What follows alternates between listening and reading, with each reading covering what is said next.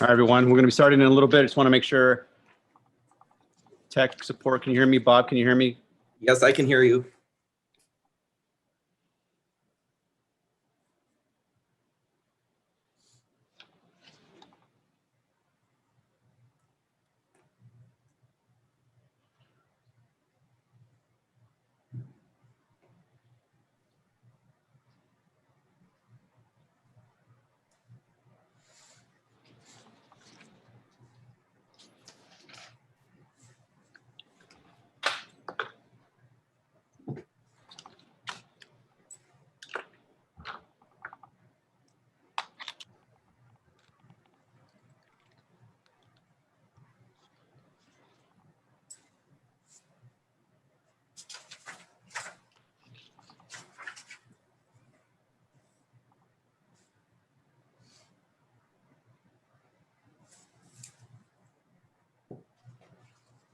All right, just checking in again. Can you guys hear me?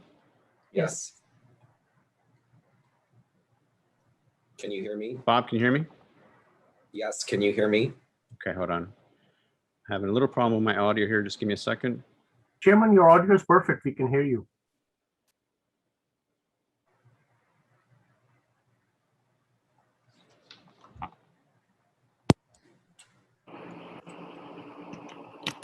Kamal, you can hear me, right? Yes. Okay.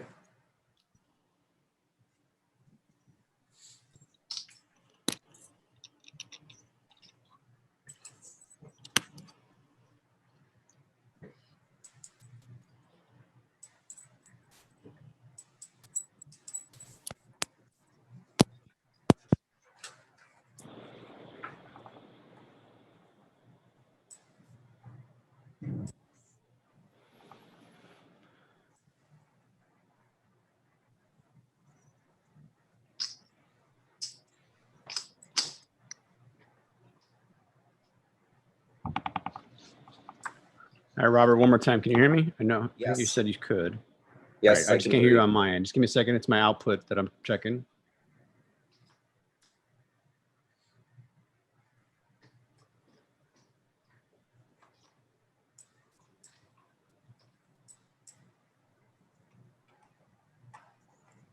All right. Say hello, Robert, one more time. Hello, can you hear me? All right, hold on a second. Just a second.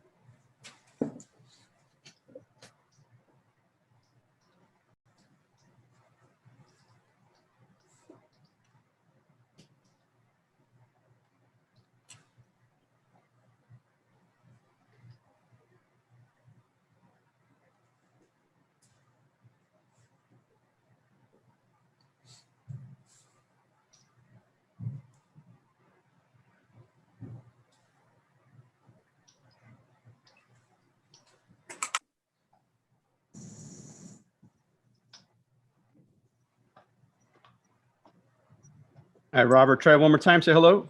Hello, can you hear me? All right. Yeah, I got you. All right, I think we're on. My 13-year-old tech support was not here today, so apologize for the delay. He typically sets this all up for me, and as many of you may know, 13-year-olds can really humble you when you realize that technology, you think you kind of get it, but when they tell you, just get out of the way, Dad, I'll do this for you, it always becomes very humbling. So I have my 13-year-old too. Yep. Always wonderful. All right, everyone, we're going to get started. I do appreciate you taking the time. Just want to make sure tech support, I've got an air conditioner on here. I don't know if the ambient noise is being picked up here. Is it? Or if it's Your fine? audio is perfect, Chairman. Okay, we'll get going then. So good afternoon, everyone, and welcome to the June 8th regular meeting of the Community Development Commission of Chicago. I am Jorge Perez. I'm chairman of the CDC, and I am the host of today's virtual meeting. Due to the COVID-19 public health emergency, which we're still in, an in-person meeting would not have been practical nor prudent today. Therefore, in accordance with the Commission's emergency rules, this meeting is being held virtually on Zoom and can be viewed live via the Commission's website. A court reporter is present today to record the proceedings. And Commissioners, you've all been designated as panelists, which means that you will be able to control your microphone. Please remember to place your microphone on mute unless you need to speak. If you want to be recognized by the chair, please activate the raise your hand feature and you will be called in order. The agenda for this meeting was posted on or before June 3rd, online and at the CDC website and physically in City Hall. So I'll now begin the meeting with the call of the roll. Commissioners, please, when I call your name, indicate here. And if you can hear my mic as well. Vice Chair Newsom. Here, and I can hear your mic. Thank you. Secretary Butler. Here, and I can hear your mic. Thanks. Commissioner Brooks. Commissioner Buford. Here and yes. Commissioner Cepeda. Commissioner Cox. Here, and I can hear and see you. Commissioner Curtis. Here, and I can hear you. Commissioner Davis. Commissioner Griggs. Commissioner Rhodes. Commissioner Thomas. Here, and I can hear you. Thank you. Commissioner Wheat. Here and I can hear you. Thank you. And Commissioner Perez is here. We have a quorum. Commissioners, the first item on the agenda is the approval of the minutes from the previous meeting held on May 11th. Commissioners, you've had an opportunity to review the minutes, and if there's no corrections, I'm looking for a motion to approve. Do I have a motion? So move, Commissioner Butler. Thank you, Commissioner Butler. Do I have a second? Second, Commissioner Thomas. Thank you, Commissioner Thomas. In accordance with the rules, we're going to call the roll for approval of this. These minutes, Vice Chair Newsom, Yes. Secretary Butler, Yes.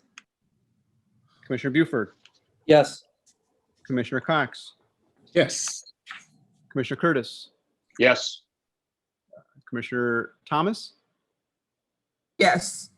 Commissioner Wheat, Yes. and Commissioner Perez votes yes. And the minutes and the motion passes. Also, this is Commissioner Cepeda, Yes, please let the record reflect Commissioner Cepeda has joined us. and also I vote in favor. Thank you.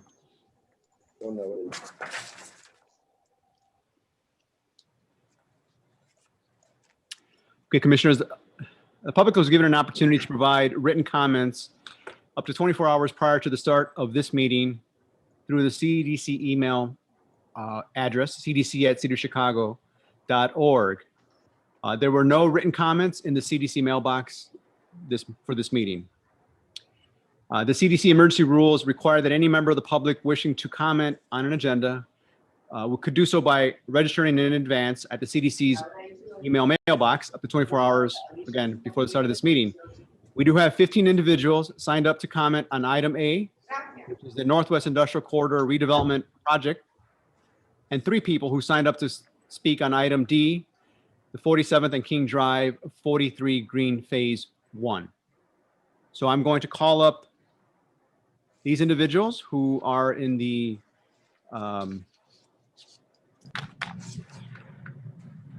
I guess they're going to be called up as panelists by our tech support. And he's how efficient he is. He's got the clock up there. For 3 minutes, each individual will be given 3 minutes to speak. And so we'll now start with the new business item A, which is the Northwest Industrial Project, which is the Boys and Girls Club. So I will first call up Adrienne Harmon. When you're ready, please begin.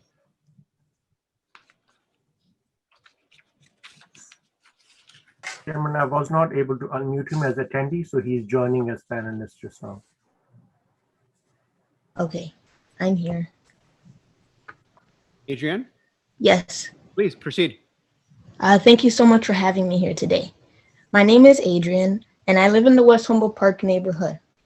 I've lived here pretty much all my life. When I was younger, there wasn't a lot of support in my neighborhood. My local high school was going through some transitions, so I ended up finding a high school on the north side. It was further away, but it felt safer and more promising there. At the same time, I felt sad because I felt like I was taking a resource out of my neighborhood, and I just needed to find a place to thrive, and it wasn't here. Luckily, I did find a Boys and Girls Club near my high school, and last year I was named their Youth of the Year. I would love to share a short portion of my speech with you guys to understand why I believe a Boys and Girls Club in this neighborhood is an important thing. When I fall asleep at night, I find myself dreaming of my ideal neighborhood.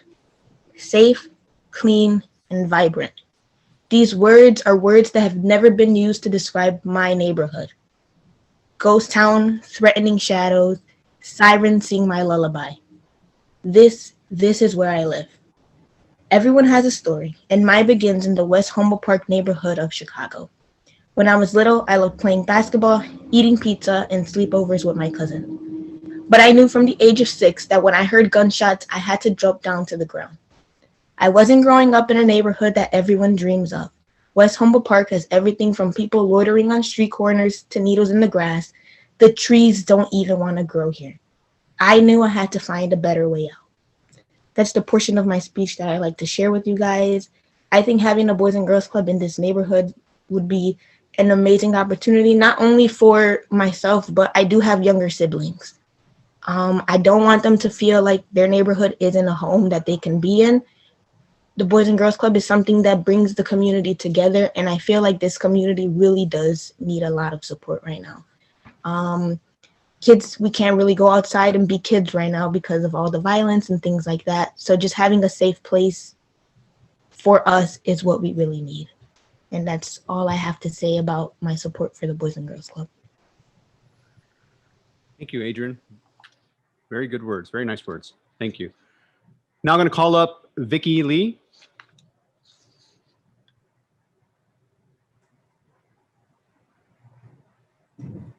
Vicky Lee. Yes. Can you hear me? Can you hear me? We can hear you. Yes. Oh, okay. Good afternoon, everyone. My Girls Clubs of Chicago. Thank you so much for allowing me to speak. I did want to mention that in preparation to open the new Austin Boys and Girls Clubs, my colleagues and I have spent plenty of time speaking with school age and high school age youth who attend schools throughout the Austin community. To name a few, we have spent time with youth and principals and administrators at Horace School, Kip School, Piccolo School, and Nash School. And when asked how the youth would describe their neighborhood, they all describe their neighborhood as unsafe, both physically and emotionally. They reported not having access to basic necessities such as food, mentors, and especially after-school programs, unless they were interested in sports. Every single kid that I interacted with made it clear that having a Boys and Girls Clubs within their community would provide them with so many opportunities that they don't have access to. Also, when asked kids, do they feel like they have enough chances to participate in after-school activities, the answer was always emphatically no. We do not have an opportunity to participate in after-school programs. The only time that they do receive support is when it's academic support. However, they don't have time to show the world who they are as individuals. So I am here today to voice my support for Boys and Girls Clubs of Chicago within the Austin community, as this is what the children have asked us for. This is what they continue to tell me that they need, what they need. Thank you. Thank you, Dr. Lee. Next up is Mimi Leclaire.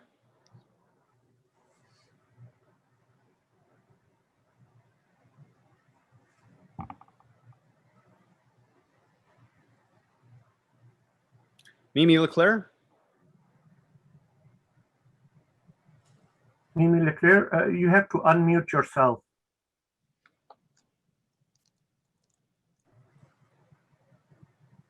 Thank you. Can you hear me now? I'm sorry. We can hear you. Please Okay. proceed. Good afternoon. I'm Amy Leclaire, President and CEO of Boys and Girls Clubs of Chicago. BGCC has been a leading provider of after-school and all-day summertime programming in Chicago since 1902, offering youth a safe place to learn and grow during the most vulnerable time of the day. Our mission has always been to help those young people who need us the most.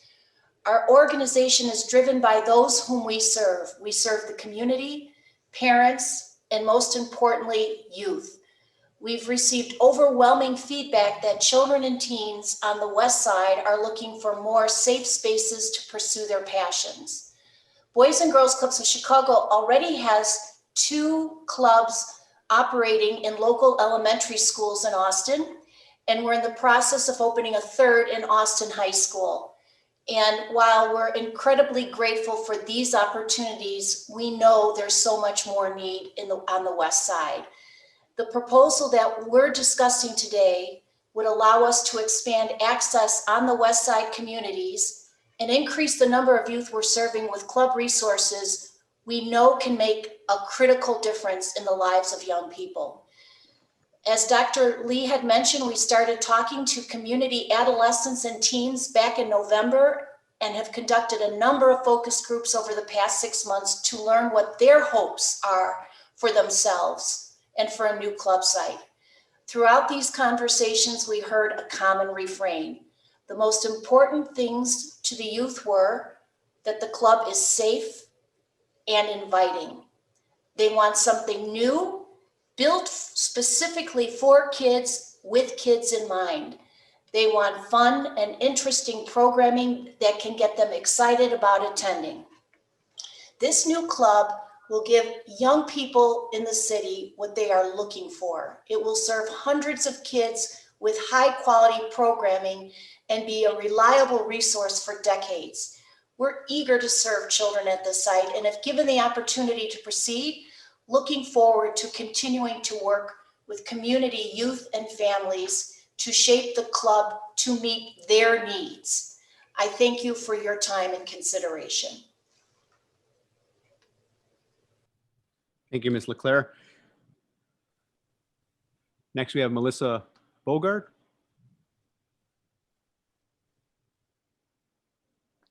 Melissa Bogart, you have to unmute yourself. You can begin. Can you hear me? Yes, we can. Okay. I'm Melissa Bogart. I was a lifelong member or resident of the Austin community up until this past April. I lived there my entire life. One of the reasons why I moved is because of safety for my son and for my husband. Being afraid to sit in my front room because of gunshots. A couple of people were killed on my street right in front of my home. So I felt that it was safe for me. It was better for me to move outside of the neighborhood for safety and for more opportunities for my son. Living in Austin and just working with the youth, I worked with the Black and brown kids in Austin and also outside of Austin. I know what these kids need, and what they need is mentors. And by them participating in the after-school program directly with first responders, this will be vital for them. So it will help to mend the relationships that they have with the police. It will help to break down stereotypes that the police have for our youth and for the stereotypes that our youth have with the police. The police can help to mentor kids to become police themselves. The kids can learn that all of the police are not the same. Yes, there are, bad police out there, but there are also good police out there. Also,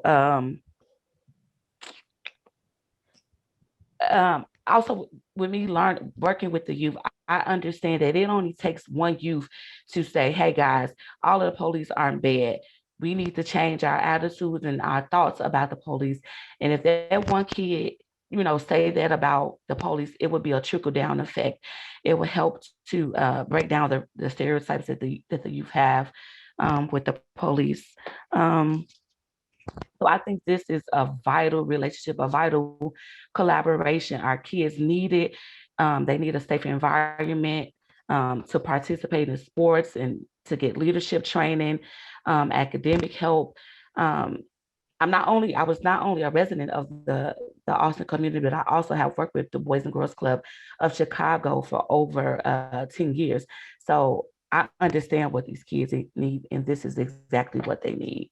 A safe place in their own community, not having to drive outside of their communities to participate in positive things for themselves. That's it. Thank you, Ms. Bogart. Okay, up next we have Ariane Brown.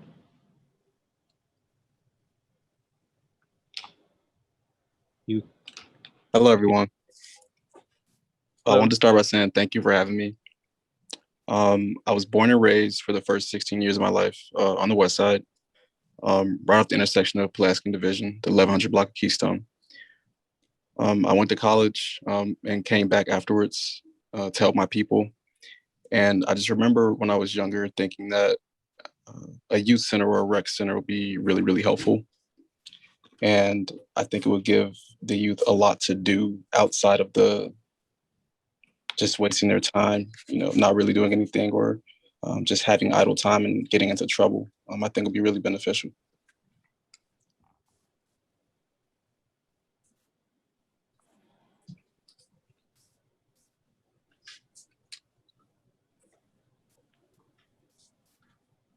Okay, thank you, Mr. Brown. Up next, we have Sahrish Salim.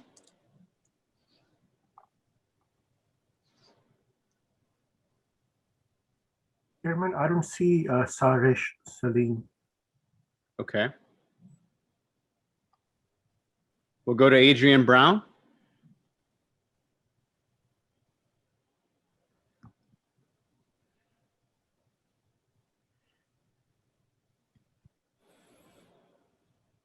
Ariane Brown, if you're on, you can unmute yourself and you can begin.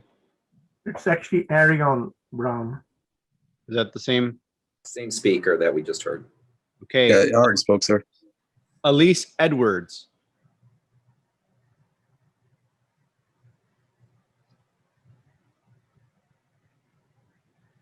Elise Edwards. I don't see Elise Edwards, Chairman. Okay. Brad Cummings. No Brad Cummings either. All right. Pastor Joseph Kiles. Pastor Kiles, if you're on, you can unmute yourself and begin. Yes, I'm here. Can you hear me? Yes, Pastor, you can proceed. Hi, my name is Pastor Joseph Kiles. Let me say thank you so much for allowing me this opportunity to speak before you. I am in support of this Boys and Girls Club for the Chicago Avenue corridor. I think that it is essential that we have as much support for our young people as possible. I know the history of the Boys and Girls Club, and I understand that there may be some who don't think that. Let me put it to you like this. A few years ago, I led the organization, 37th Ward Pastors Alliance, that brought Walmart to Chicago. When we started having conversations about bringing Walmart, everybody said that Walmart would put every small business within the community out of business. Well, yeah, let's fast forward. Here we are 20 years later. And not only have the small businesses survived, and many of them have flourished. I think this is going to be the same case. We need as many resources as we can possibly get in an underserved community like Austin. My church is approximately 3 blocks away from where this Boys and Girls Club is going to be built. And yes, we have after-school programs. We have a school, and we have quite a few resources for our young people. But we welcome someone that would bring even more resources. Because again, there is a reason why we call this an underserved community. We need to consider also the complement that this would be to the Police and Fire Academy. I think that the two of those, along with the retail restaurants and so forth that are planned to be built on this site, are not only going to be beautiful, but necessary to help improve the walkability and the beauty of this corridor. Thank you so much for the opportunity to speak to you. Thank you, Pastor Kyles. Next, we have Rosetta Guy. Rosetta Guy or Guy in French? I don't see Rosetta Guy, Chairman. Okay. Sue Lenzen. Sue Lenzen, if you're on, you can Yes, I'm here. proceed. Hi, everybody. My name is Sue, as you all know. I've lived here all my life. And my parents before me, it would be more than 80 years of time. I live at Chicago Avenue in Keystone. I'd like to say thank you for this opportunity also. I agree with everything that had been said before me.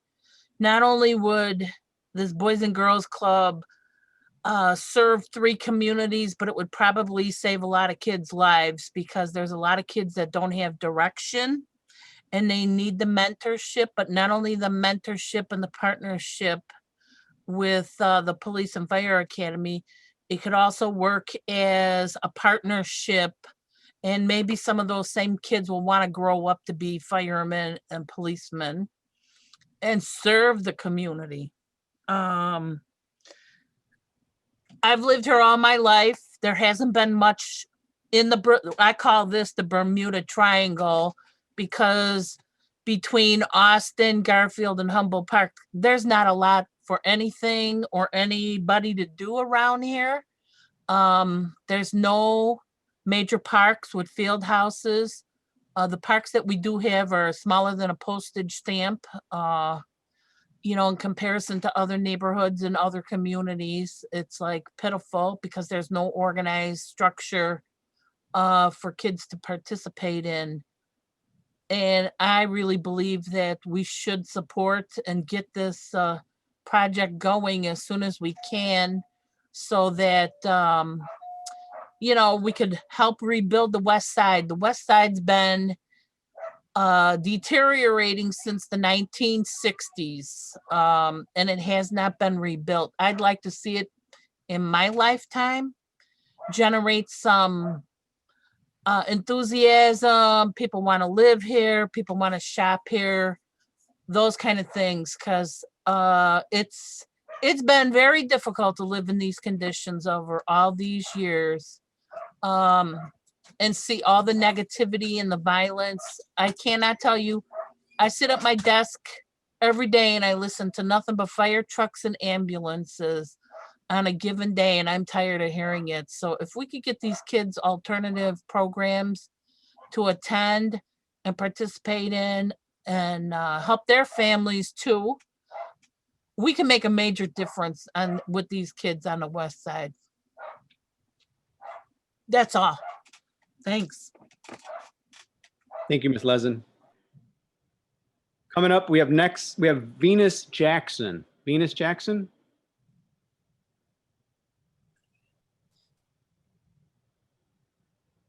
Venus, if you're on, just unmute yourself and you can begin. I don't see Venus Jackson, Chairman. Okay, Soli Gevorgiv. I apologize for Soli Gevorgiv. Hello. You can begin. Hi, my name is Soleil Gevorgis. I'm 16 years old and I live in the West Garfield Park area, and I go to De La Salle Institute. I strongly believe that this community center and how the youth was brought into it was very essential, because I know that I felt like I was important. I felt like my neighborhood was thought of while building this. And I also like how the youth was brought into this project. For example, there wasn't just one Zoom where they were asking us our opinions. There was several Zooms, several follow-ups. And specifically when they would put pictures of the interior and exterior design and ask us about our opinions and why we would like this, and how we would use this space. I like that. I like specifically when they would ask us how this community why we would use this center, when we would use it, how we would use it, and how it would affect us. I think that this community center is beneficial because I know that my mom will feel secure. I know that I feel safe. If I have a place to go, if my sisters have a place to go after school and it's this, I know that I feel like, okay, we're all gonna come back home today. I don't have to worry about, oh, where's my sister? Why is she not here? And I know that she's not only with her friends, but she's enjoying herself. She isn't scared. She has a place to go. And I also think that this is beneficial because my friends, my youth in this area will have a place to go that isn't just after school, that isn't paid. We're able to do our homework and not have to go to downtown to a different neighborhood because we don't feel safe enough to do it here and we don't want to be at home. Without this community center, youth would not feel like we're able to be here.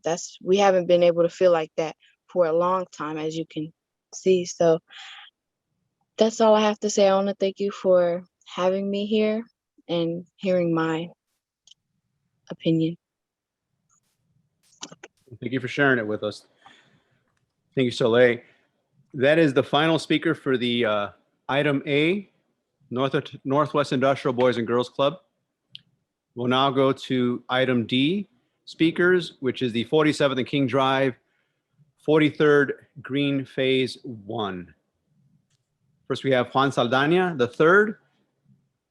Mr. Saldana, if you're on, just unmute yourself and you can begin.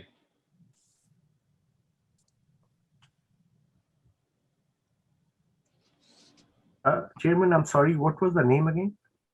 You've got Juan Saldana. Saldana? Yes. Hello, everyone. Can you hear me? We can hear you. You can begin, Juan.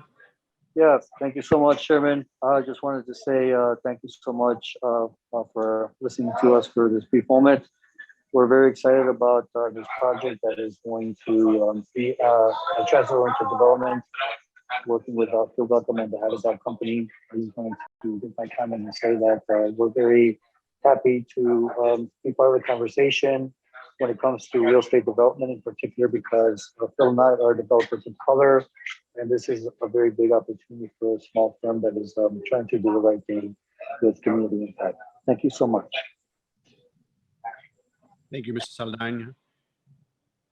Next, we have Philip Beckman. Philip Beckman, if you're on, just unmute yourself and you can begin. Thank you, Chairman, and thank you, Commissioners. Just like to thank everyone for the opportunity to support this project. Once again, Juan Saldana said it best. This project is not just a project to build a building, but it's also a personal project to re-energize an empty and dead commercial corridor, repopulate an area that has no population, filling in a vacant lot that's been vacant for over 30 years. Not only will this bring in a new population, but the retail that is going to bring in 3 Black owned retailers, 1 national, 2 local, which is always important to bring in, make sure local entities have a stake in a project like this. And also proud to be able to have a project in the Invest Southwest, which is a great opportunity for investment in the South and West sides. I think the mayor and the commissioner have done a great job of promoting it and making sure that money and is funded toward these projects. Our partner, the Habitat Company and P3 Markets, we've been pushing this project along with the help of Ms. Sorrell from the city. So we really appreciate it, and we look for to take the next steps and move this project forward. Thank you all. I really appreciate it. Thank you, Mr. Beckman. Up next, we have Andrea Keeney. Andrea Keeney, if you're on, you can unmute yourself and begin. Thank you. Hi, everyone. I would just like to reiterate what Juan and Phil said a little bit earlier, and thank Alderman Dowell and the commissioners for their support of this ETOD Invest Southwest initiative. Upon completion of the project, we'll have 99 units of housing and 4,700 square feet of retail space. As Phil mentioned, including minority-owned businesses, including a laundry facility, a coffee shop, and a national fast food chain. So we thank you again for your support of this important project. We look forward to getting it to closing. Thank you very much. All right. Thank you, Ms. Keeney. That was the last of the public speakers portion of it. I want to thank everyone for taking the time to come out and to speak on your projects. So we'll now go to the next item, commissioners.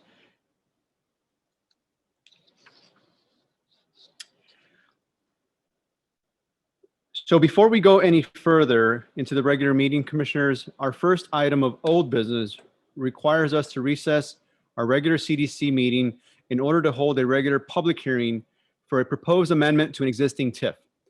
Specifically, the Department of Planning and Development will be requesting approval of amendment number 2 to the redevelopment plan for the 71st and Stony Island tax increment financing redevelopment project area, and it's seeking public comment.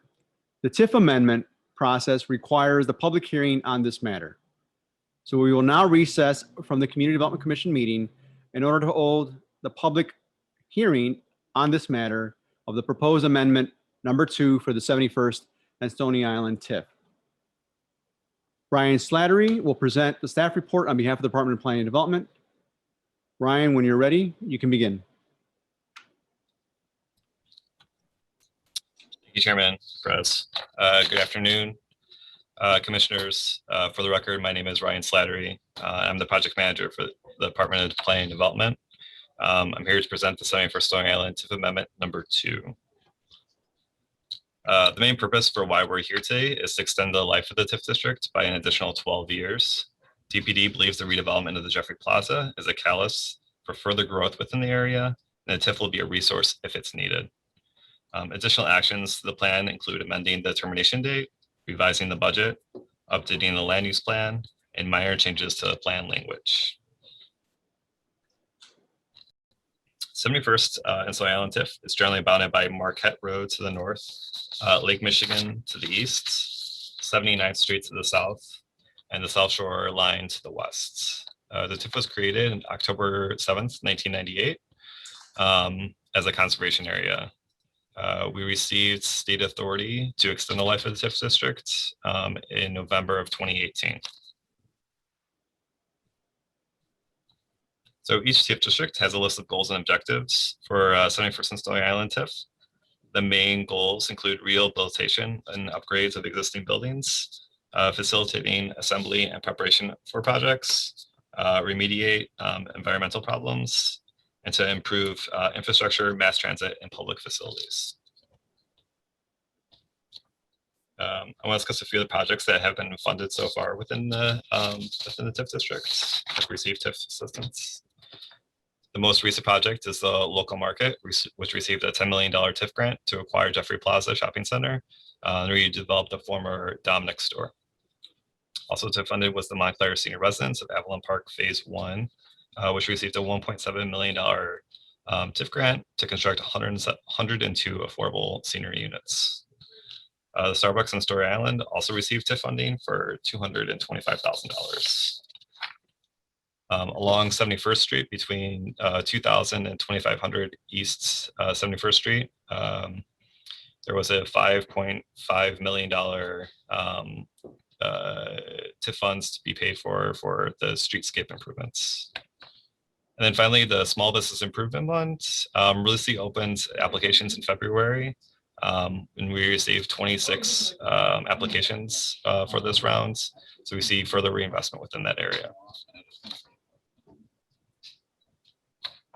Here we have the general land use plan for the TIF districts that relates to the current zoning and the properties. Yeah, I know. It's Finally, we have the amended budget. By adding the 12 years of the TIF district will result in additional increment that wasn't projected when the TIF was created. Here's the updated budget. A note for the budget, the line item dollar figures for each category are for planning purposes only. The only figures that can't change without your approval and city council's approval is the total redevelopment costs at the bottom.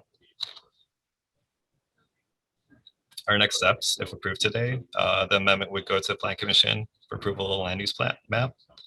Next, we'll get introduced to City Council and assigned to a committee.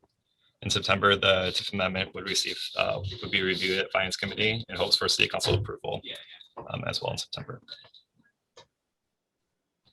As required by the Illinois TIF Increment Redevelopment Act, notices regarding the proposed designation and today's meeting were published in the Chicago Tribune and mailed to all resident addresses within the proposed project area. The day of the meeting was also shared with the public that attended the community meeting that was held on March 23rd, 2021. The plan was filed with the city clerk and made available for the public as of April 6th, 2021.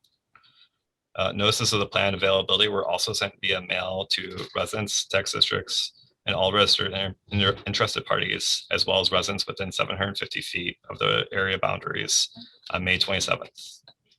Proposed designation was presented to the community at a public meeting held on March 23rd via Zoom.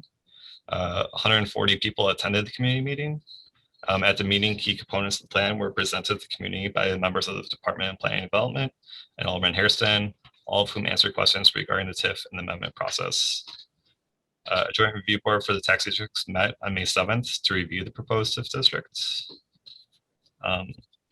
Alderman Hairston, unfortunately, is not here today, but she is supportive of this TIF amendment.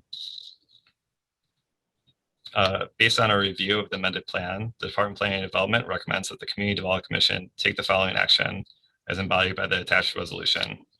Recommend the City Council of the City of Chicago approve Amendment number 2 to the 71st and Stony Island TIF Increment Financing Redevelopment Project and Plan. At this time, I'm happy to answer any questions you guys may have. Ryan, you said that both Alderwoman Hairston and Alderwoman Harris are not available, but they did send letters of support. Alderman Hairston they're both notified, and Alderman Hairston has showed her support for the project. Okay. Mr. Chairman?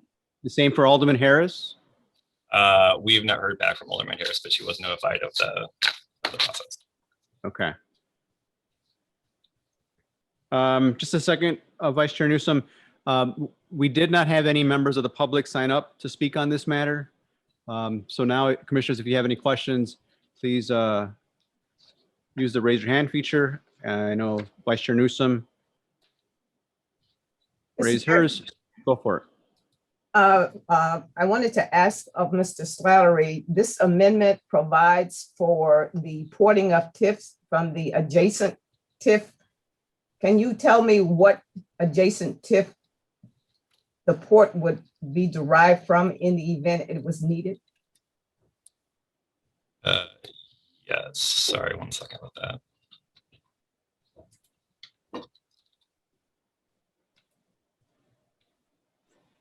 So the adjacent TIFs are Avalon Park, South Shore, 87th and Cottage Grove, and Woodlawn. Okay, so they're covered by the two aldermen with the exception of the 20th Ward. Okay.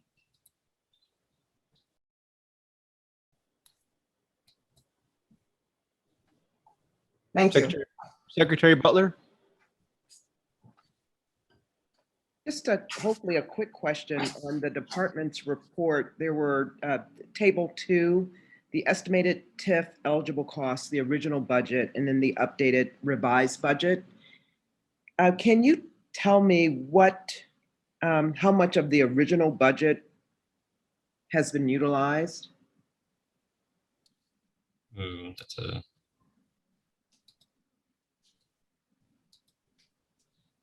And the other kind of, I know that the revised budget has been updated to include the current language in the TIF Act. And so of this $120 million, you walked through previously in your report today, a number of projects. And I'm just curious as to, bottom line, how much is actually available?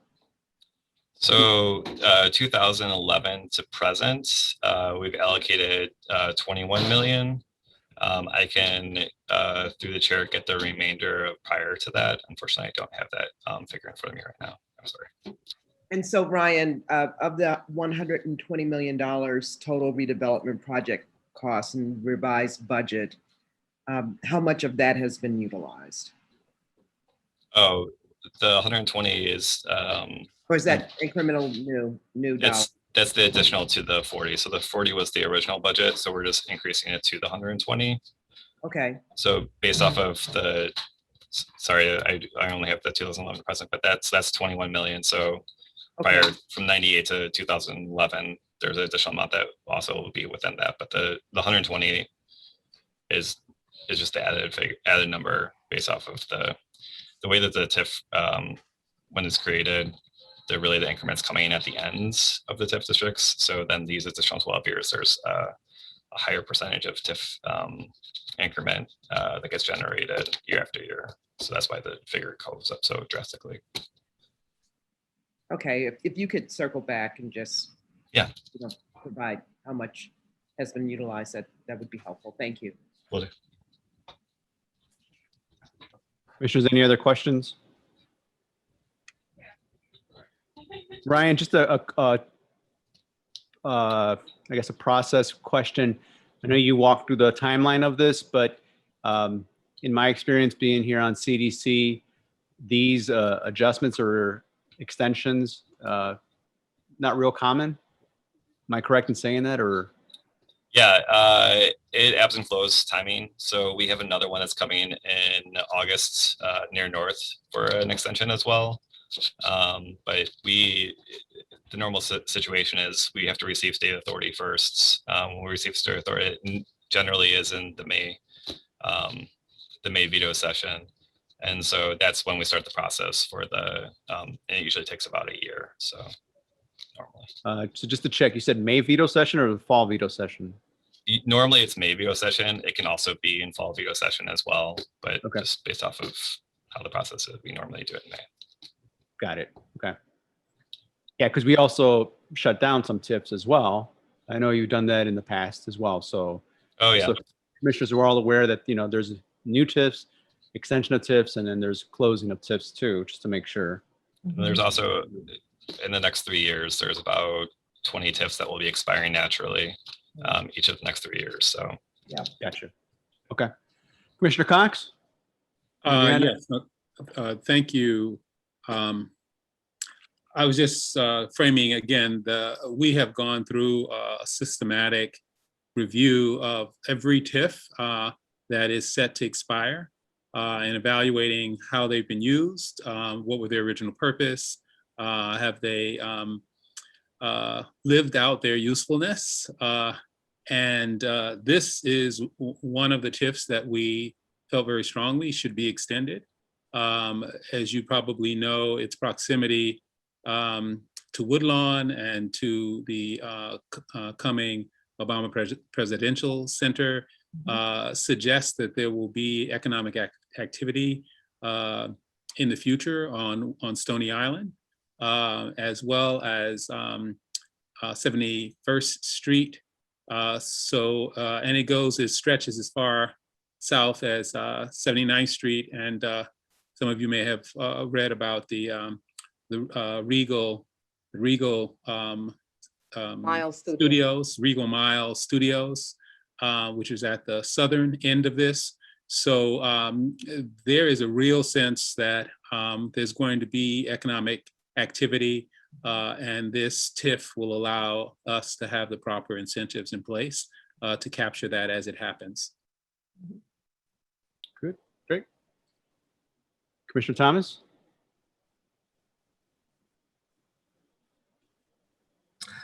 Good afternoon.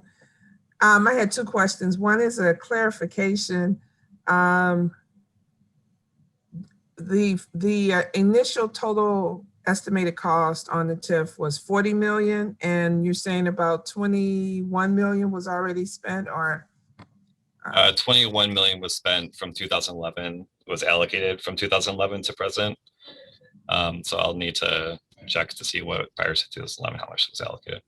Do you know if there's another 19 million sitting there or 10 million sitting there? It's a budget category, so it's not necessarily sitting there. So we were only allowed to use TIF funds up to that that total project 40, amount.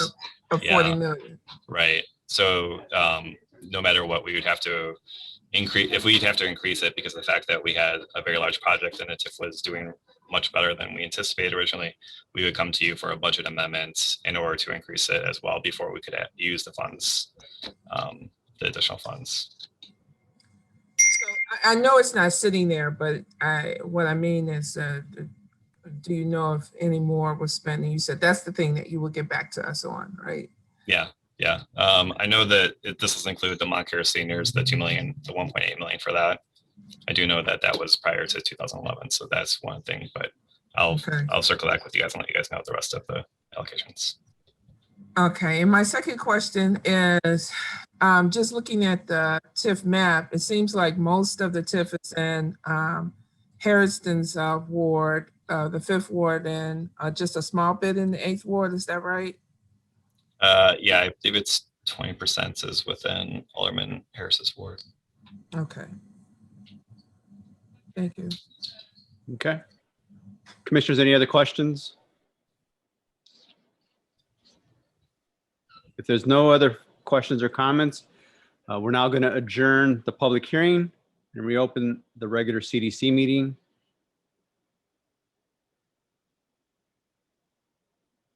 Okay, so now that we've reopened the CDC meeting, I'm now going to call this item up for a vote. So the resolution before us recommends to the City Council of the City of Chicago the approval of Amendment 2 to the 71st and Stony Island TIF. Do I have a motion? So move, Mr. Chair. Moved by Vice Chair Newsom. Do I have a second? Second, Thomas. Second by Commissioner Thomas. Thank you. So again, in accordance to the Open Meetings Act, you've got to call all items for a roll, and I will do that now. Commissioners, please indicate yay, yes, or no, or nay, or abstain when your name is called. Vice Chair Newsom. Yes. Secretary Butler. Yes. Commissioner Buford. Yes. Commissioner Cepeda. Yes. Commissioner Cox. Yes. Commissioner Curtis. Yes.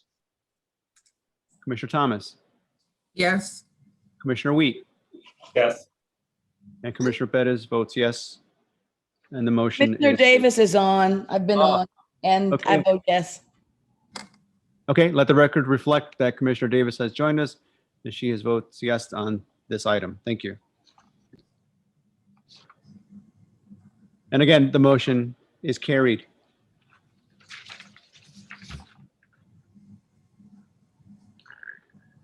Commissioners, the second item of old business is a technical correction to the CDC Resolution 21 CDC 8, which was previously approved at the April 20th CDC meeting.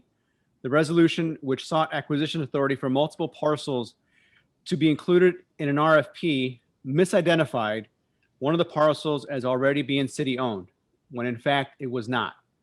Therefore, the parcel was not included in the previously approved resolution for acquisition.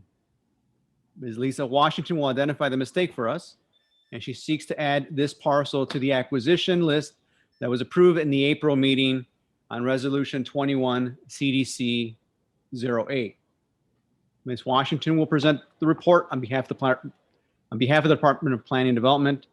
Ms. Washington, when you're ready, you can proceed.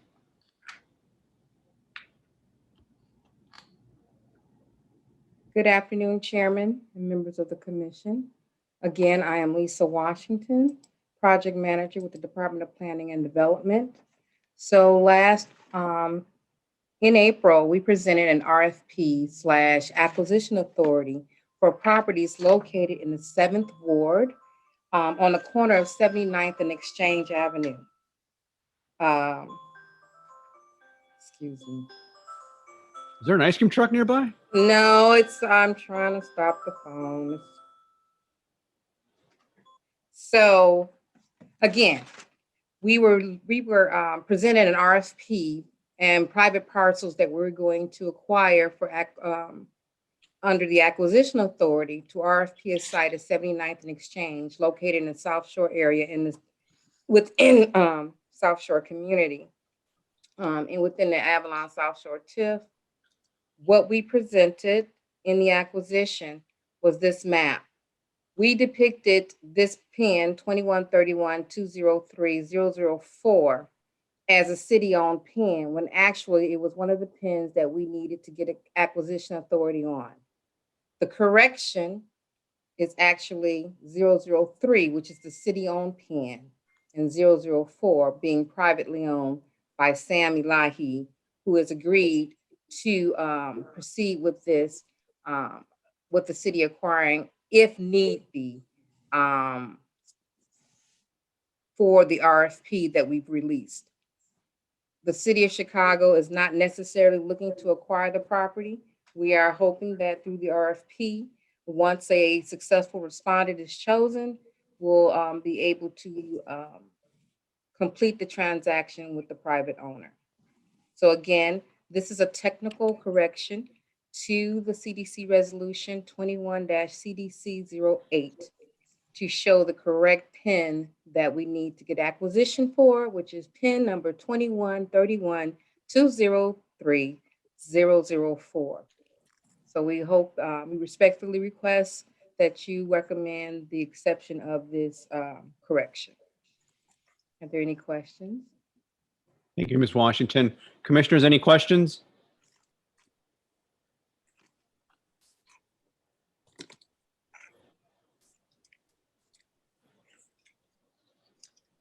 I don't see any. Any hands up?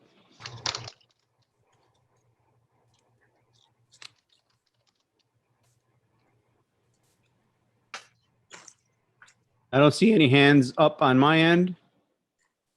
Tech support, if you can confirm that with me. No hands are up, Chairman. Okay.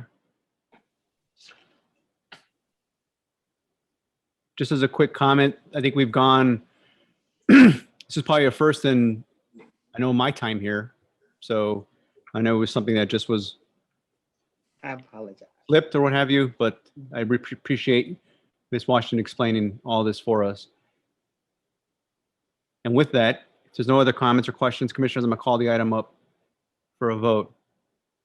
So the resolution before us recommends that the CDC approve a correction to Resolution 21 CDC-08, allowing the acquisition authority for parcel number 2131-203-004, located at 7911 South Exchange Avenue. Do I have a motion? So move, Thomas. Second, Butler. Excellent. We have one moved by Commissioner Thomas and seconded by Commissioner Butler. I'll now call the item up for the roll. Please signify by saying yes, no, or abstain. Vice Chair Newsom, Yes. Secretary Butler, Yes. Commissioner Buford, Yes. Commissioner Cepeda, Yes. Commissioner Cox, Yes. Commissioner Davis, Yes. Commissioner Curtis, Yes. Commissioner Thomas, Yes. Commissioner Wheat, Yes. and Commissioner Perez votes yes. And the motion you. is carried. Thank you, Ms. Thank Washington. you, everyone. Okay, now. So now we go to the new business.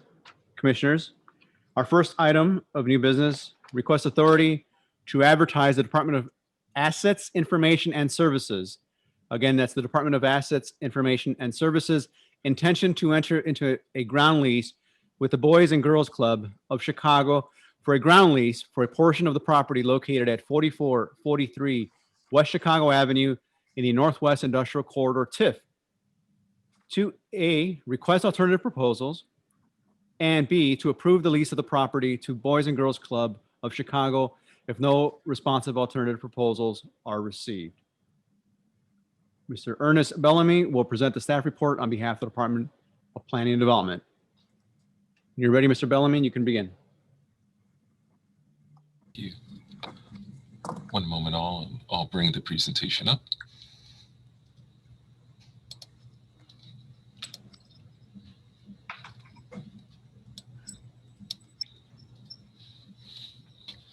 Okay. Good afternoon, Chairman and members of the Commission. For the record, my name is Ernest Bellamy. I'm a West Region Planner with the Department of Planning and Development. The resolution before you requests authorization for a ground lease to the Boys and Girls Club of Chicago, who will lease approximately 30,000 square feet of land within the 30-acre Joint Public Safety Training Center campus academy site. Boys and Girls Club of Chicago plans to construct a 18,000 square foot, 2-story community and youth education center within that 30,000 square feet of land. Here today with me are Mimi Leclaire of the Boys and Girls Club of Chicago, Sean Newert and Stephen Soltz of AIS, as well as Kylie Ploman of the City Department of Law for any questions later on.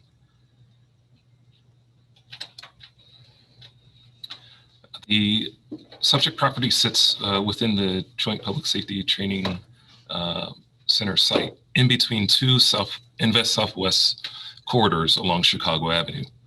These corridors, along with the JPSTC for short, are helping to uplift the Humboldt Park and Austin neighborhoods of the West Side and create a sustained chain of over 95 million in neighborhood investments aimed at strengthening the communities.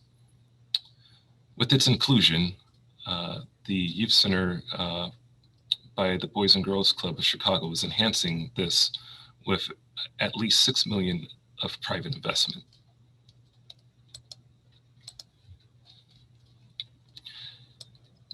Getting into the site, within the broader 30 acres of the Joint Public Safety Training Center site along Chicago Avenue lies the Phase 1A of the parcel as outlined here. The site consists of two main phases with a subphase, Phase 1A, which contains two suburban-style outlot restaurants that are locally owned by locally owned African-American restaurants. The challenges with the initial design were of an expansive parking lot, a disjointed site from the main academy building, and a lack of pedestrian amenities that was the context of which DPD sought to engage on how the site could be reimagined with a completed feasibility study, which led to a revised layout which is more focused on connecting to the broader community and integrating better to the main Joint Public Safety Training Center building. This was achieved through a series of plazas, pedestrian-friendly connection to the community, more connected, leading to a more connection to the main academy building, as well as the Boys and Girls Club Youth Center. This is a picture of the current site conditions on the site. The site is currently above grade, needing to be brought down to the elevation of Chicago Avenue. Since November of last year, there has been a focused effort on engagement on enhancing the site to be more of the community. Youth, roughly over 30 various different groups, youth, roughly 30 of them over various different groups, from the 37th Ward the Mayor's Youth Commission, public and charter schools, and youth serviced by different surrounding clubs within the Boys and Girls Club of Chicago network have participated in various stages of continued engagement. Their efforts at being continually engaged in this process led to a visual preference polling, which reflected community preferences. What the youth would like to see out of the youth center and what would make them feel most comfortable at the site. Overall, helping to enhance how the inclusion of the Boys and Girls Club of Chicago makes this a more of a place with the community than removed from. As you can see here on your screen, here's a greater site plan showing the youth center along with Peaches and Culver's, the two locally owned African-American restaurants, which will be within Phase 1A, and how it sits in relationship to the main building, the northeast corner of the main building for the Joint Public Safety Training Center.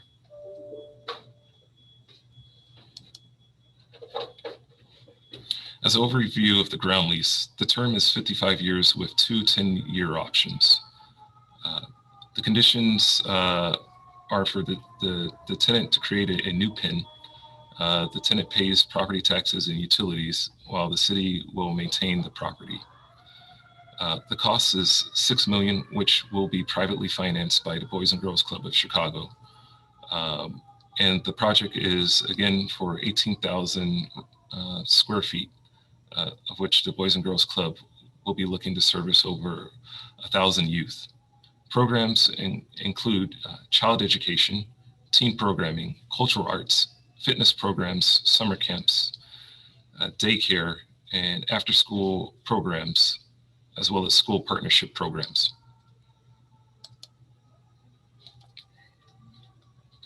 And now I'll go through a few renderings of the site quickly. A unique thing to point out here is what you see on the screen of what the Boys and Girls Club will do out of this facility, from having specialty classrooms combining art and science with flexibility built in to allow for a variety of programs, gymnasium space, which will be an NBA-sized basketball court gymnasium, a green roof that will be informal and welcome, informal welcome center that greets the new faces and parents at the door, as well as a kitchen within the youth center that will allow for some cross collaboration with the locally owned restaurants that are on site, as well as help the youth be fed, as well as learn culinary skills.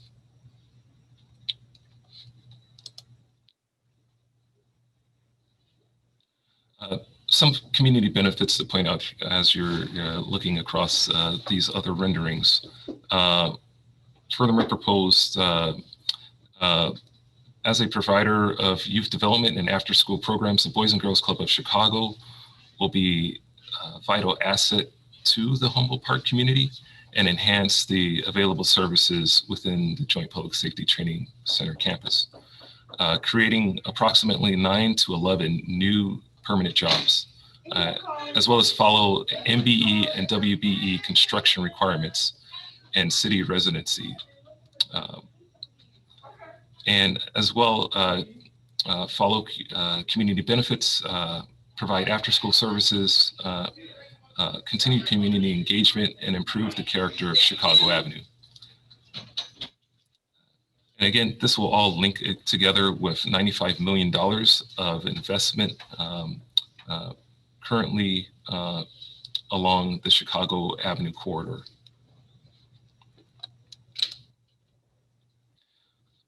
The project timeline, as you see here, allows for the Boys and Girls Club to construct their new club on the site, which will wrap in around the second quarter of 2023.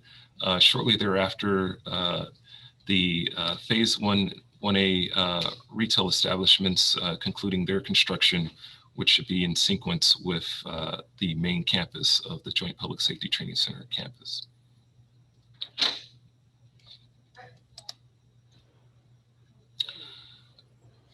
Lastly, on this last slide here, Alderman Emma Mitz of the 37th Ward endorses the project and has provided a letter of support. She is here in attendance today. DPD has thoroughly reviewed the proposed project, the qualifications of the development team, the financial structure of the project, its public benefits, the project's conformance with the Northwest Industrial Corridor TIF redevelopment plan, and therefore we recommend that CDC approve the ground lease with Boys and Girls Club. Thank you. And at this time, I, along with the earlier mentioned AIS and city law staff, can answer any questions you may have. Great. Thank you, Mr. Bellamy. Alderwoman Mitz, you wanted to say something, say a statement?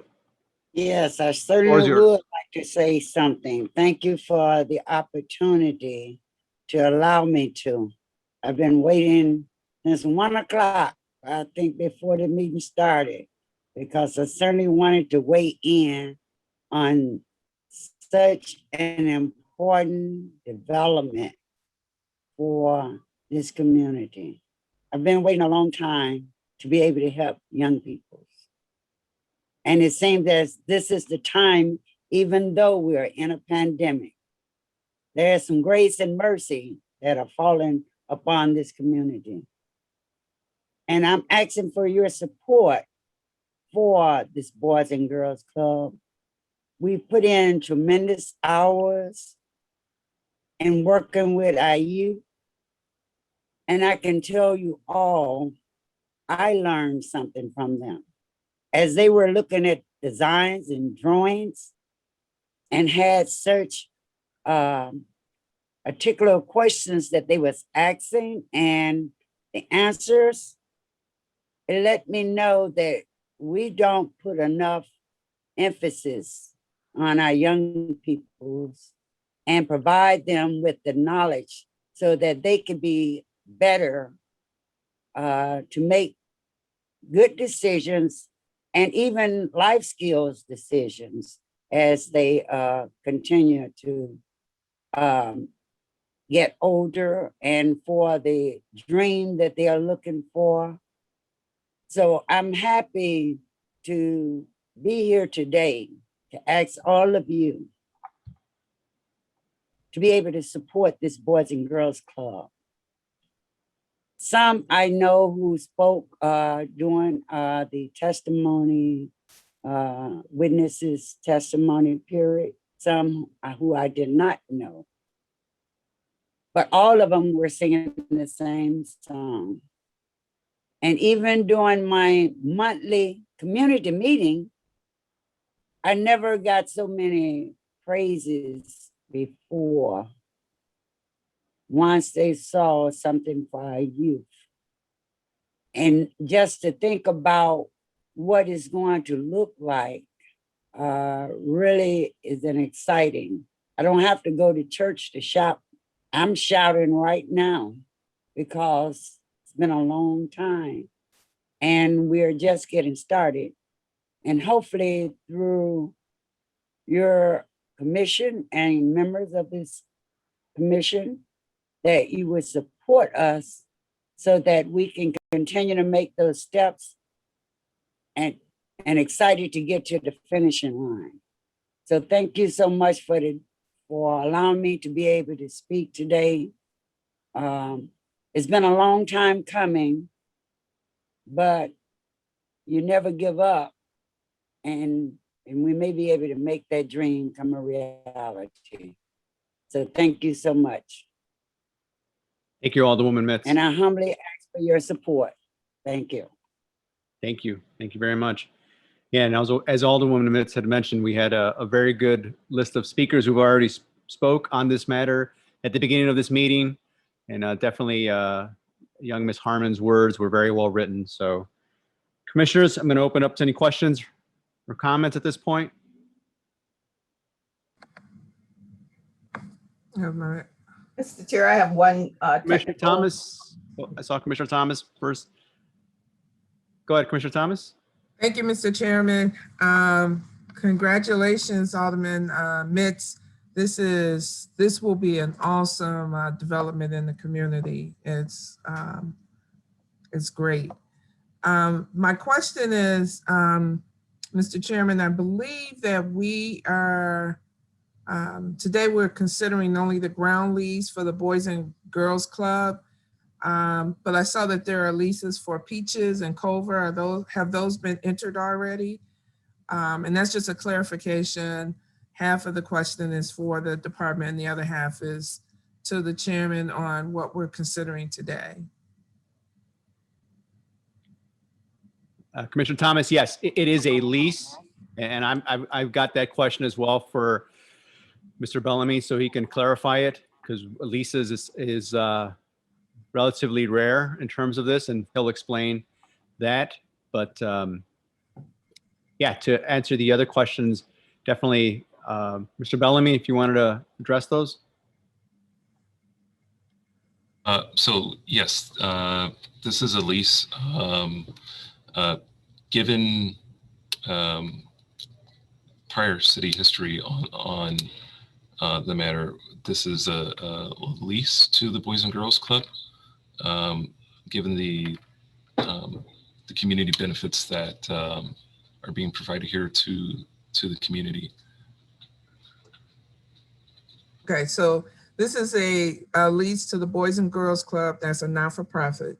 Then you have Peaches and Culver, which also have leases with someone, the city. Hey, good afternoon, Commissioner. This is Gerardo Garcia, Deputy Commissioner with the Department of Planning and Development. The leases for both Peaches and Culvers were presented to CDC and recommended for approval in an earlier phase previously. So that's why we're here before you. What's changed in the project effectively has been the addition of a Boys and Girls Club to the site. And so we're here before the CDC presenting that lease with a recommendation for approval. I see. Maybe that was before my time. Deputy Commissioner, can you explain or tell us when that time frame was that it was approved? If I could speak, I can explain. Thanks, Alderman. Go ahead, Alderman. So this was a lease that was passed in the past administration. Both the public safety and the Culvers and Peacher were in that phase approximately 3 years ago. Okay. Thank you. Vice Chair Newsom. Mr. Chairman, I think my initial question has been clarified, and then my second question was a technical question with regard to the inventory profile that was presented, in that it states that the land for this site was purchased by a private landowner, and I believe it should state that it was purchased from a private landowner. Is that correct? I believe you are correct. Mr. Bellamy or Deputy Commissioner? That's correct. We will correct that statement. Okay. Commissioner Curtis? Yes, thank you, Commissioner. I just want to say that I am familiar with the Boys and Girls Clubs and other locations, and I wanted to say how impressed I am with the projects that I have seen and the participation, the things that they're able to do, and speaking for myself, I certainly support this project. Thank you. Thank you, Commissioner Curtis. Commissioners, any other questions? Commissioner Cox.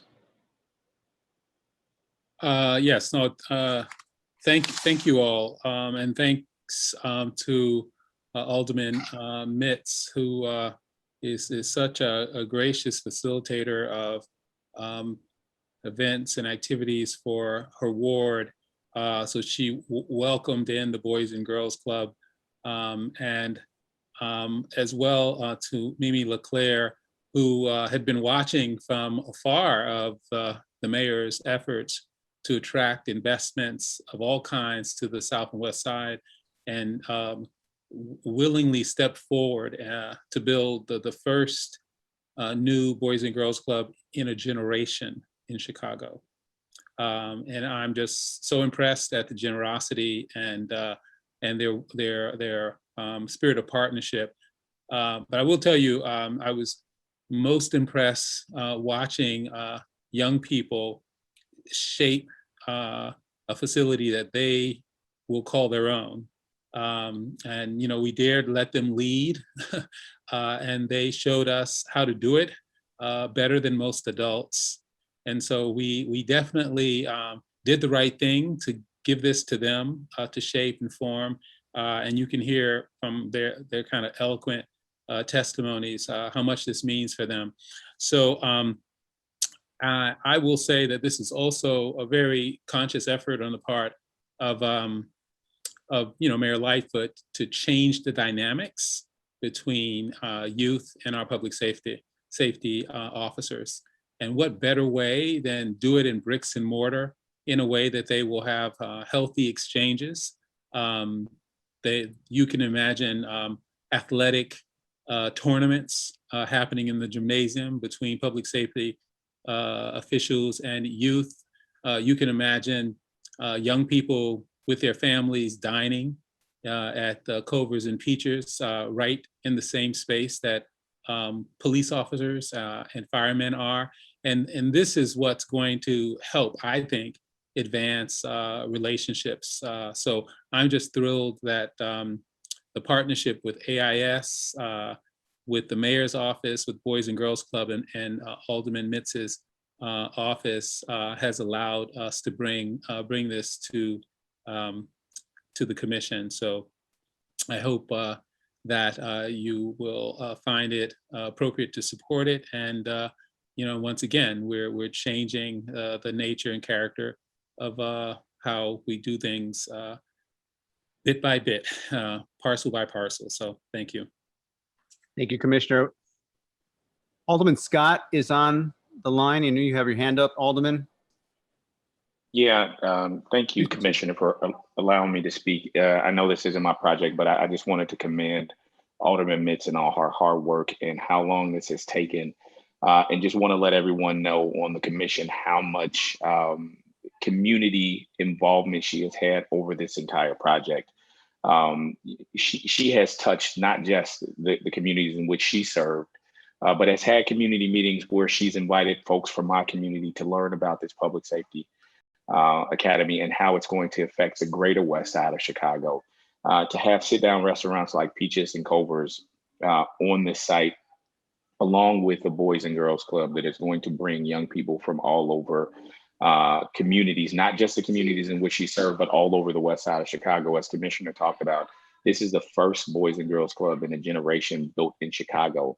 And we will see kids from all over the West Side take part of this. And so I had to get on and congratulate the alderman and all the hard work that she has done over the course of the last 5 years to stay the course and make sure that this has come to fruition for her community in the greater West Side. So I thank you for allowing me the opportunity to speak on behalf of my colleague, and I hope favorable support from all the members of the committee. Well, you're welcome, Alderman Scott. We also have Alderman Burnett on.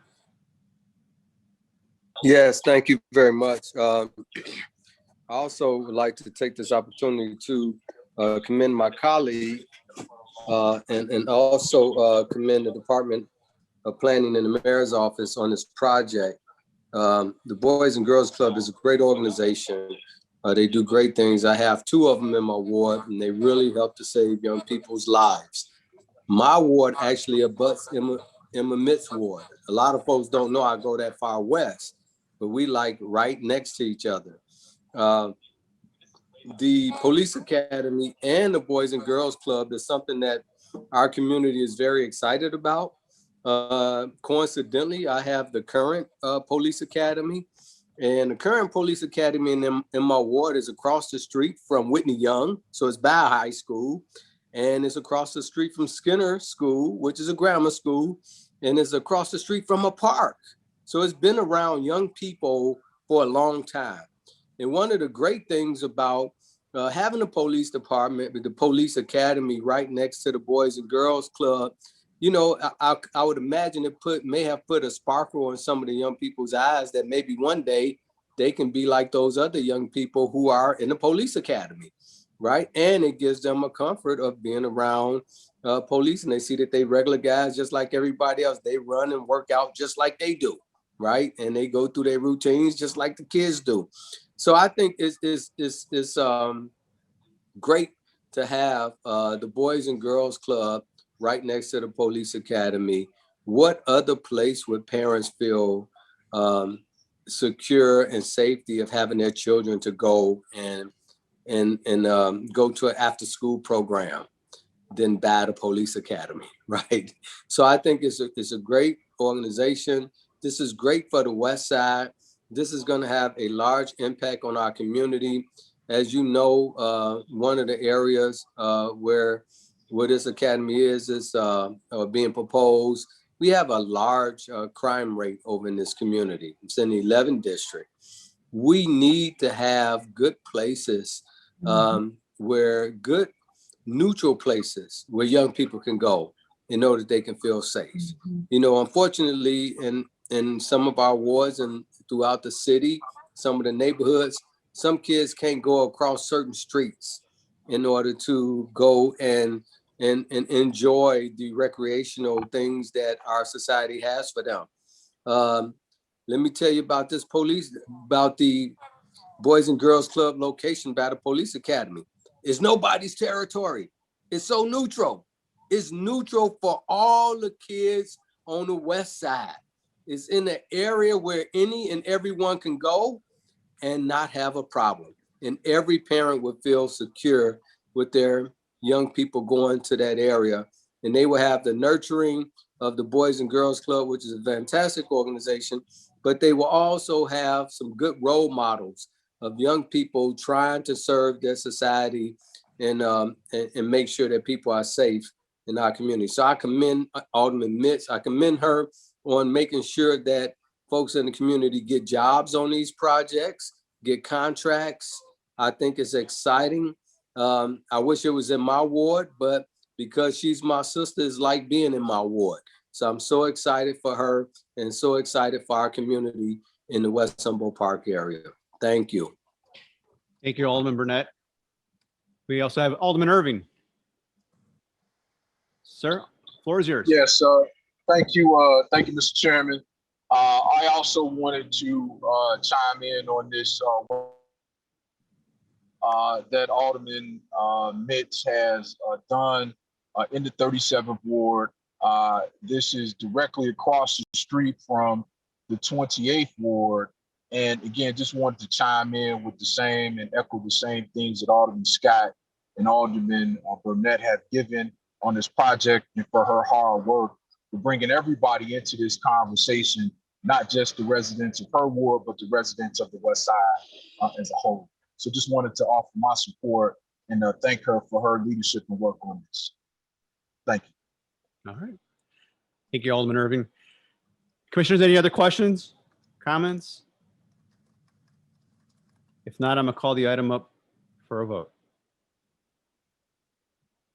So the resolution before us recommends to the City Council of the City of Chicago the approval to enter into a ground lease with the Boys and Girls Club of Chicago for a ground lease for a portion of the property located at 4443 West Chicago Avenue in the Northwest Industrial TIF to A, request alternative proposals, and B, to approve the lease of the property to the Boys and Girls Club of Chicago if no responsive alternative proposals are received. Do I have a motion? So moved, Thomas. Second, Motion. Butler. Thank you very much. I'm now going to call the item up for a vote. Commissioners can signify yes, yay, or nay, or no. Vice Chair Newsom, Yes. Secretary Butler, Emphatically, yes. Commissioner Buford, Yes. Commissioner Cepeda, Yes. Commissioner Cox, Yes. Commissioner Curtis, Yes. Commissioner Davis, On mute. I was so excited my mute button wouldn't come off. Enthusiastically, yes. thank you. Commissioner Thomas, Excitedly, yes. Commissioner Wheat, Yes. and Commissioner Bettis votes absolutely yes. The motion is carried.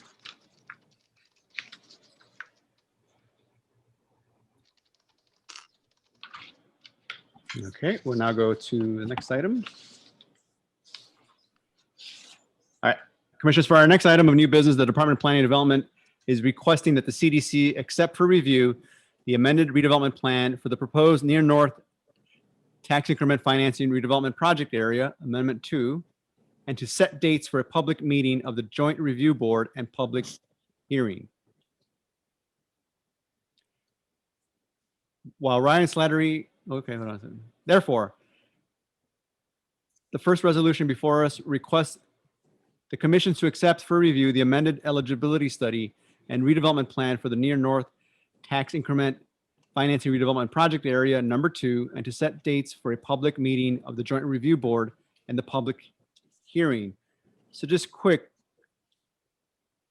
Ryan, you're going to be submitting a report on behalf of the Department of Planning, and there's not going to be a staff presentation at this time because the report's going to first be reviewed by the commissioners, and then the staff presentations and commissioner questions will be made at the public hearing. Is that correct? Correct. It'll be made at the August CDC meeting. Okay. So again, commissioners, again, the item here is just requesting to accept for review the amended eligibility study and redevelopment plan for the near north tax increment financing redevelopment project area number 2, and to set dates for a public meeting of the Joint Review Board and public hearing. Is there a motion? So move, Mr. Chair. Chaired by Vice Chair Newsom, seconded by, No, I was asking for a clarification. Sorry. please, Commissioner Thomas, go ahead. What's your question? The staff report that we received is the one that we reviewed for the August meeting? Is that? No, there'll be a separate staff report for the August meeting, but within this staff report you received is the redevelopment plan, the amended redevelopment plan, including setting the dates for the Joint Review Board and the public hearing. So it has the resolutions that will be the mailings that we send out prior to those meetings. The public hearing. Okay. And the meetings and the public hearing. Okay. Understood. Thank you, Mr. Chairman. You're welcome. Okay, so we have a motion by Vice Chair Newsom. Is there a second? Second, Commissioner Butler. We have a second by Commissioner Butler. I'm now going to call the roll. Vice Chair Newsom, Yes. Secretary Butler, Yes. Commissioner Buford, Yes. Commissioner Cepeda, Yes. Commissioner Cox, Yes. Commissioner Curtis, Yes. Commissioner Davis, Yes. Commissioner Thomas, Yes. Commissioner Wheat, Yes. and Commissioner Bettis votes yes. The motion is carried.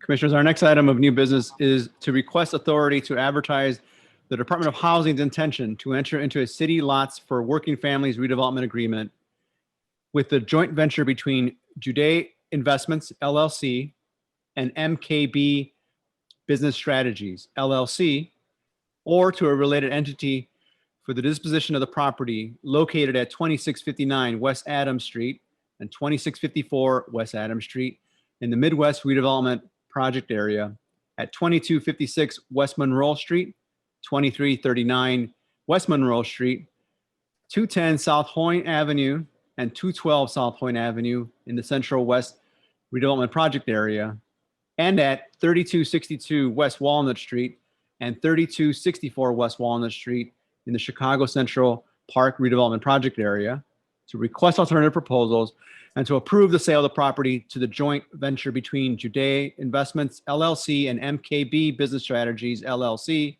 or to a related entity if no responsive alternative proposals are received. Mr. Brian O'Donnell, on behalf of the Department of Housing, will present the staff report. Mr. O'Donnell, when you're ready, you can proceed. Good afternoon, Chairman Perez, Vice Chair Newsom, and other members present. For the record, my name is Brian O'Donnell, representing the Home Ownership Bureau of the Department of Housing. Also present today are Mike Judah, Managing Member of Judah Investments LLC, Melvin Bailey, member of MKB Business Strategies LLC. I don't know if Phil Johnson, the project architect, made it or not, but he was invited. We are requesting your approval to sell 8 parcels of land, 2 parcels in the Chicago Central Park TIF area, 4 parcels in the Central West TIF, and 2 parcels in the Midwest TIF, to the joint venture between Judah Investments LLC and MKB Business Strategies LLC under the City Lots for Working Families program. 5 of the parcels are in the 27th Ward, while 3 parcels are in the 28th Ward. I can't see anymore because I'm in full screen mode for PowerPoint, but Alderman Burnett and Alderman Irvin, I hope you're still here and to speak in support of this proposal. So this is a quick look at what the market looks like in East Garfield and the Near West Side. They're strikingly different markets in the median and average sale prices. But East Garfield, if it keeps going like it's going, it's going to catch up. Again, the average annual changes really are the important numbers to focus on here.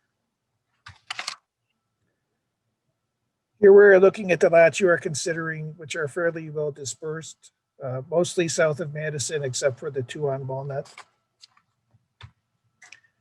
This shows the same lots split by community area. The sale of lots on Walnut, which are in the red circle, would help meet these goals with the Chicago Central Park project redevelopment area. It eliminate blighting conditions and promote the area for new residential development. The action strategy for achieving this plan's goals envisions encouraging infill residential development and to assist private developers to facilitate such development. The proposed project also conforms to the plan's land use map, which calls for residential development at the subject sites. The parcels on Monroe and Hoyne, which are in the green circle, are in the Central West redevelopment area. The proposed project will satisfy the following goals of that area's redevelopment plan: reduce the number of underutilized properties and induce redevelopment opportunities. The objectives and furtherance of these goals include facilitating the assembly, preparation, and marketing of vacant and underutilized sites for various uses, including residential, and supporting the development of a variety of housing types to meet households with a wide range of income levels. The proposed project also conforms to the plan's land use map, which calls for residential development at the subject sites. The sale of the parcels on Adams that are in the orange circle would help meet these goals of the Midwest redevelopment project area: to create an improved quality of life in the community, to increase the real estate tax base, and to attract new residential development. The proposed project also conforms to the plan's land use map, which calls for residential development at the subject sites. 4 of the subject parcels are in the Near West Side community area. The community area and its boundaries you can see here. The Near West Side has a population of nearly 63,000 people, more than 35% increase over the last 20 years. It is a housing mix that includes 1,200 single-family detached homes, 2,700 attached single-family units, and almost 1,600 two units. Of all the housing types, 25% were built before 1940, while just under 40% have been built in the last 20 years. In 2018, the median income was $83,575. In the Near West Side, 61 building permits have been issued for the construction of either a single-family home or a two-flat since 2016, where the city still owns 52 parcels with strictly residential zoning. The subject parcels would be located within the yellow box. The parcels on Fulton and Adams are in East Garfield Park community area, where the city owns 202 parcels with RS or RT zoning. Since 2016, there have been 10 building permits issued for the construction of either a single-family home or a two-flat here. The subject sites in East Garfield Park would be within the yellow boxes. These next 6 slides show the parcels under consideration today, which also indicate when the city acquired them. The longest has been in the city's inventory for 47 years. The most recent was added 21 years ago. The appraised values of the lots can be found in the resolution, which immediately follows the body of the staff report. Here is an area map indicating where each home type will be sited. 2256 Monroe, or Site 5, is where the 2 market rate homes would be constructed. The 2 homes on Hoyne, which is Site 1, and the home at 2339 West Monroe, which is Site 4, will be placed in the Chicago Community Land Trust, ensuring long-term affordability. Here are the elevations of the market rate homes, which will be built at 2256 West Monroe. And these are the elevations of the price restricted type homes. Both the market and price restricted types will have 3 bedrooms and 2.5 bathrooms. The typical floor plan is one of the exhibits to the staff report. The entire development is expected to cost just over $2.9 million. The developer's pro forma assumes 7 homes will sell for the program maximum of $307,000, with the 2 unrestricted homes selling for $600,000, which would bring maximum revenue to over $3.5 million. If all goes well here today and later next week at Plan Commission, this is the tentative schedule for moving forward. I'm sure the developers would like to get going in the fall. But once we get out of City Council, they drive the speed of the process. The Department of Housing has thoroughly reviewed the proposed project, the qualifications of the developer, the financial structures of the project, the need for public assistance, its public benefits, and the project's conformance with the relevant redevelopment area plans. And DOH recommends that the CDC approve the sale of the designated parcels to the joint venture between Judah Investments LLC and MKB Business Strategies LLC, or to a related entity, for the development of these homes. This concludes the formal presentation. Thank you, Mr. O'Donnell. Again, our Alderman Burnett or Alderman Irving on, would like to say a statement on this project? More than welcome. Sure. Thank you very much, commissioners. One, I'd like to commend the developers. They've been working on this for a long, long time, working in coordination with my community, with 2 community organizations, actually, because they go through 2 communities, the neighbors of Westtown, homeowners of Westtown, and also the Garfield Park Community Council. For my area, I know they include this area as the Near West Side, and the Near West Side goes all the way to Halsted Street. But, you know, after you get past Ashland, it kind of changes, right?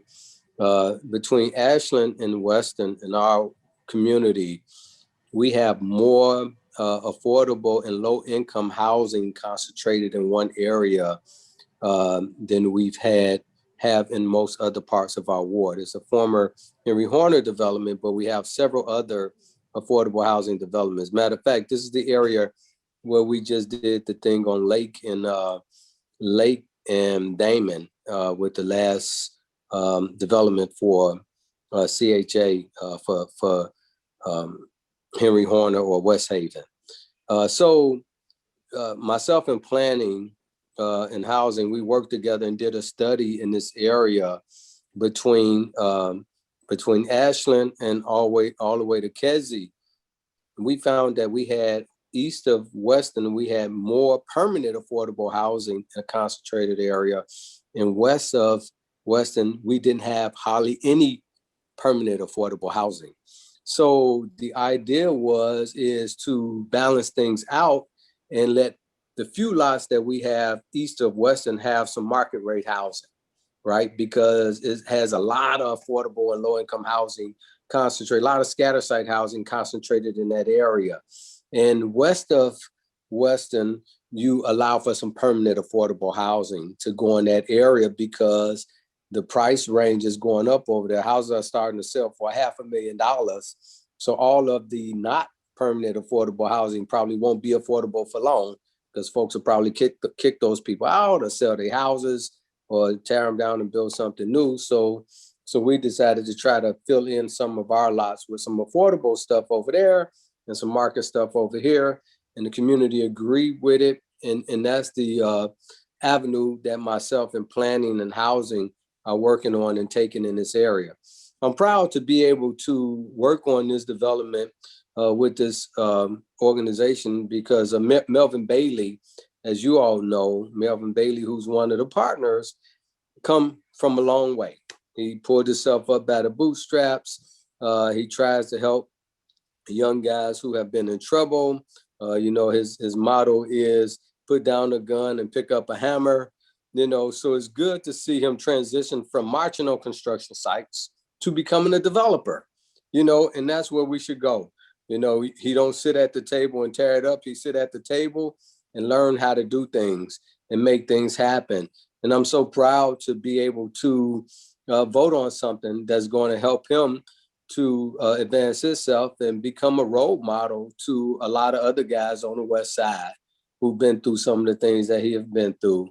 So it gives me great pleasure to support this project, and I hope that this body will support it. And I look forward to seeing, Melvin and all of the people from the neighborhood who's going to be working on these developments, get them done. It's just a great thing, and it brings a lot of pride. And it's more than just a development. It's about, helping to turn lives around and changing lives. So I appreciate you all support on this. Thank you. Thank you, Alderman Burnett. Alderman Irving, floor is yours. Thank you, commissioners, for this. I want to echo what Alderman Burnett said. These are great opportunities for new homeowners. We want new homeowners for my area in the East Garfield Park area. As the stated, housing values are steadily rising, and we need ways to keep affordability in both communities. So we definitely support what is going on here. I did have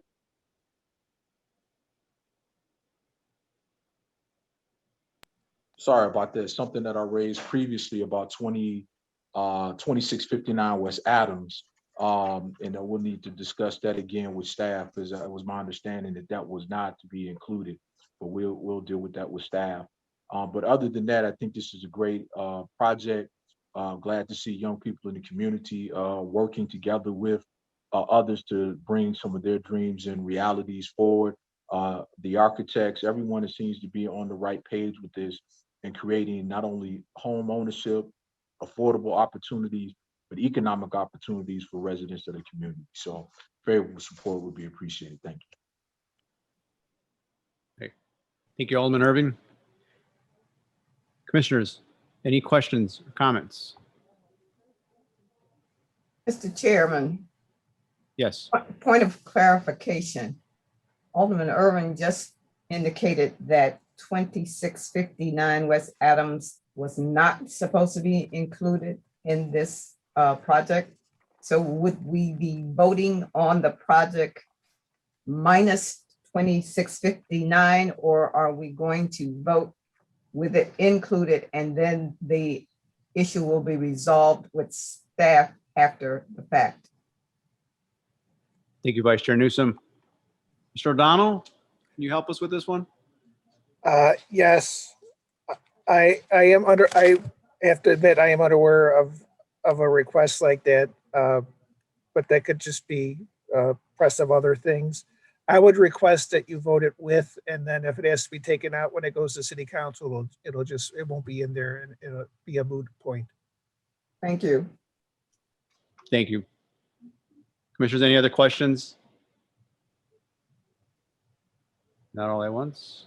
Actually, this is Commissioner Butler. I just want to make sure that the Department of Housing's, proposed compromise works for Alderman Irvin regarding the inclusion of this particular parcel.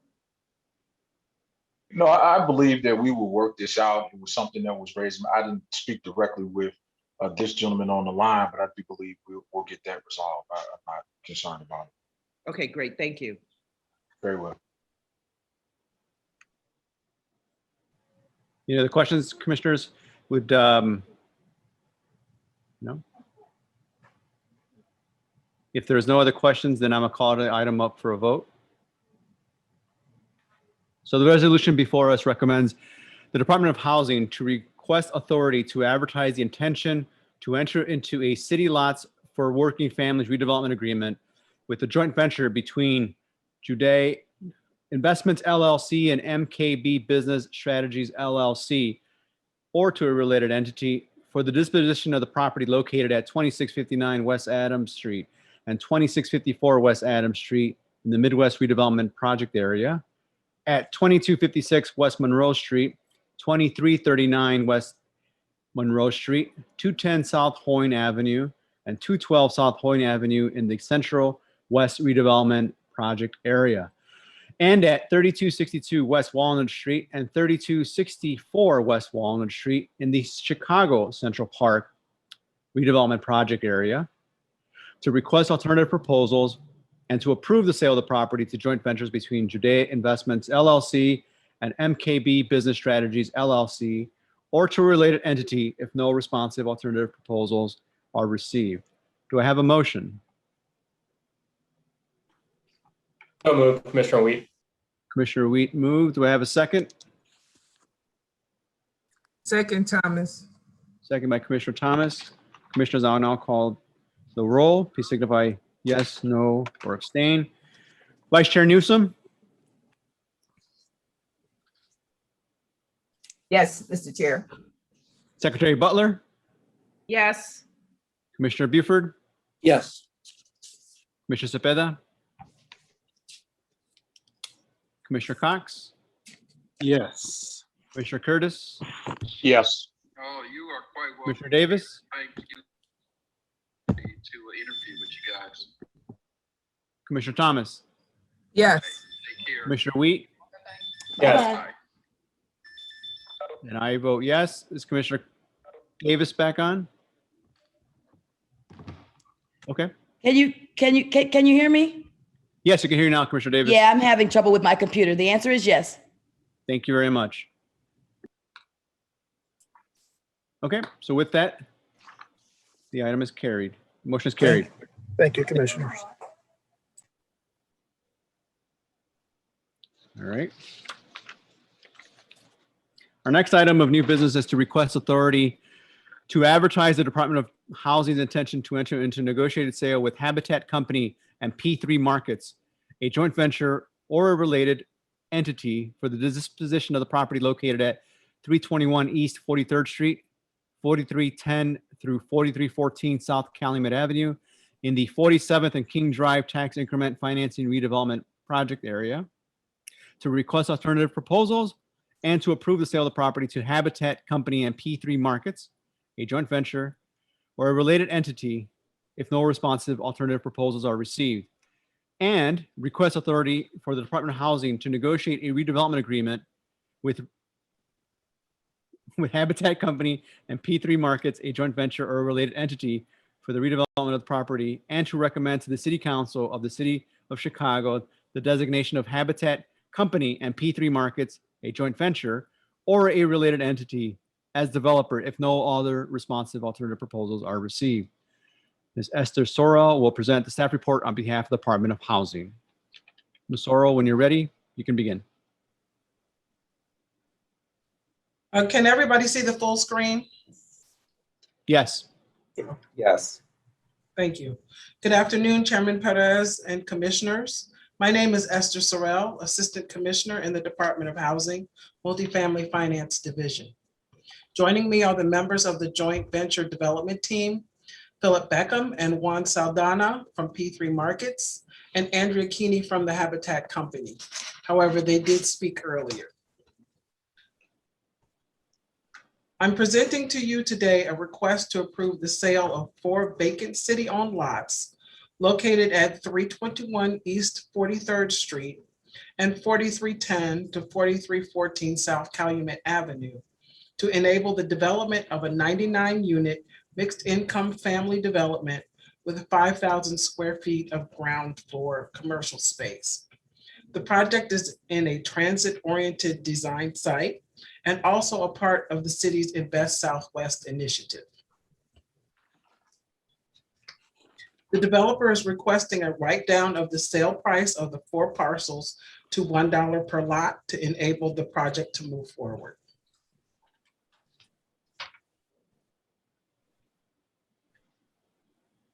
The allocation of $5 million in TIF funds, plus the designation of the Habitat Company and P3 Markets or a related entity as developer is also part of this request. The project will provide market rate and affordable housing for families in a community with strong demand for such units. Additional benefits include the site's proximity to public transit, the creation of new retail services, and enhanced streetscaping. Economic benefits include an estimated 125 construction jobs and 26 permanent jobs. Furthermore, the development includes an MBE development partnership, MBE engineering consultants, and an MBE-led general contractor joint venture. The proposed project is in the 47th and King Drive TIF redevelopment project area. It will satisfy the goals of the area's redevelopment plan by promoting residential development on non-arterial streets, mixed-use development on the district's main thoroughfares, and recapturing the Bronzeville community's storied past as the center of African-American culture. The implementation strategy for achieving the plan's goals include the sale of city land for residential and mixed-use development.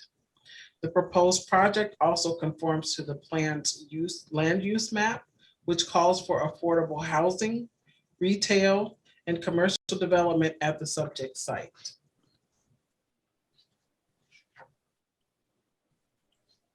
The Habitat Company and P3 Markets team conducted a community meeting on November 11th, 2019, and the project was well received. Interest was demonstrated for both affordable and market rate housing, the planned commercial tenancy, plus the development of Black-owned businesses. Additionally, Alderman Pat Dowell of the 3rd Ward has provided a letter of support for the project. The immediate neighborhood is characterized by a mix of land uses with residential apartments, single-family homes, condominiums, and townhomes being the dominant uses. There are some supporting commercial uses situated along main streets. Public transportation is within walking distance. There has been a moderate amount of new residential construction activity in this area over the past 15 years, most of which has consisted of affordable and mixed income apartment development.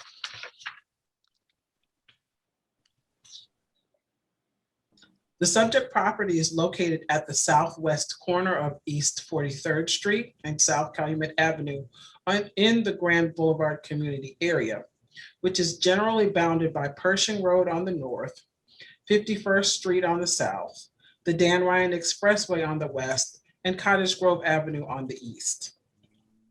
The subject property is situated approximately 4 miles south of the Chicago Loop Central Business District.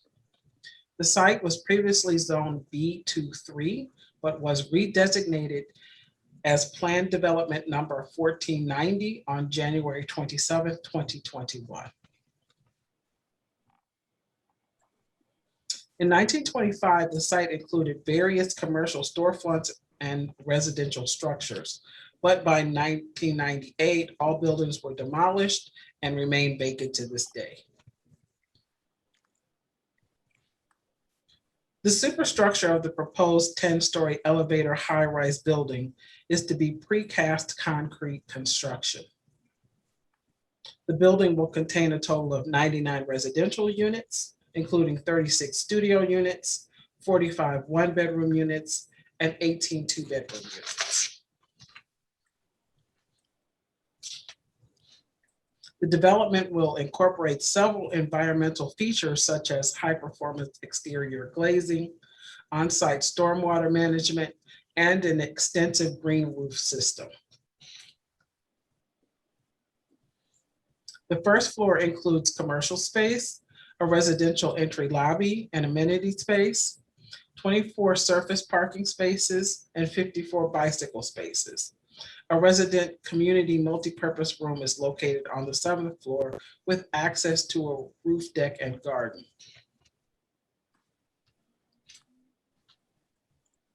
The 2nd through 10th floors include residential units, and each floor will contain a trash room with trash chutes.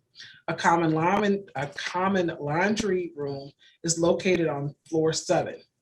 In-unit amenities will include stove, refrigerator, dishwasher, individual heat and air conditioning, and an individual water heater. 51 of the 99 units will be reserved for households earning less than 60% of area median income. Affordable units will consist of 19 studios, 23 one-bedroom, and 9 two-bedroom units. Market rate units will include 17 studios, 22 one-bedroom, and 9 two-bedroom units. There will be 3 commercial tenants, which will include a coffee shop, a national chain fast food restaurant, and a laundromat and dry cleaners. The project is led by a joint venture between P3 Markets, a minority-led Bronzeville-based development company, and the Habitat Company, a full-service development property management firm. The mission of P3 Markets is to facilitate impact investing, allowing investors to place capital that builds wealth for employees, communities, and local suppliers, as well as entrepreneurs and investors. Other team members include a general contractor joint venture between the BOA Group, a minority-owned construction firm, and the McHugh Construction Company.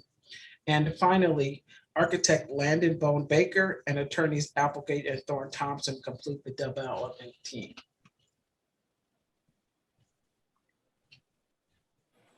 The 43rd and Calumet Phase 1 Limited Partnership will hold title to the property.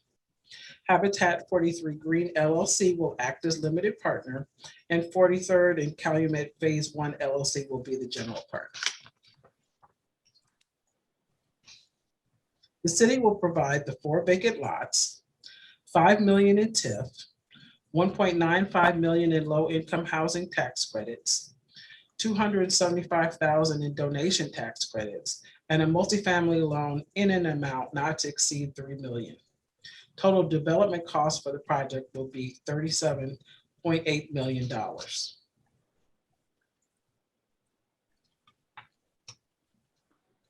Considering the project timeline, today's Community Development Commission, the public notice period will begin this Friday, will end in a month. Then July City Council introduction and passage in September. To conclude, the Department of Housing has reviewed the request and supports the allocation of TIF funds, the write down and conveyance of the parcels, and the designation of P3 Markets and the Habitat Company as developer for the project. Thank you for your consideration. Thank you, Ms. Sorrell. Is Alderwoman Pat Dowell on the line?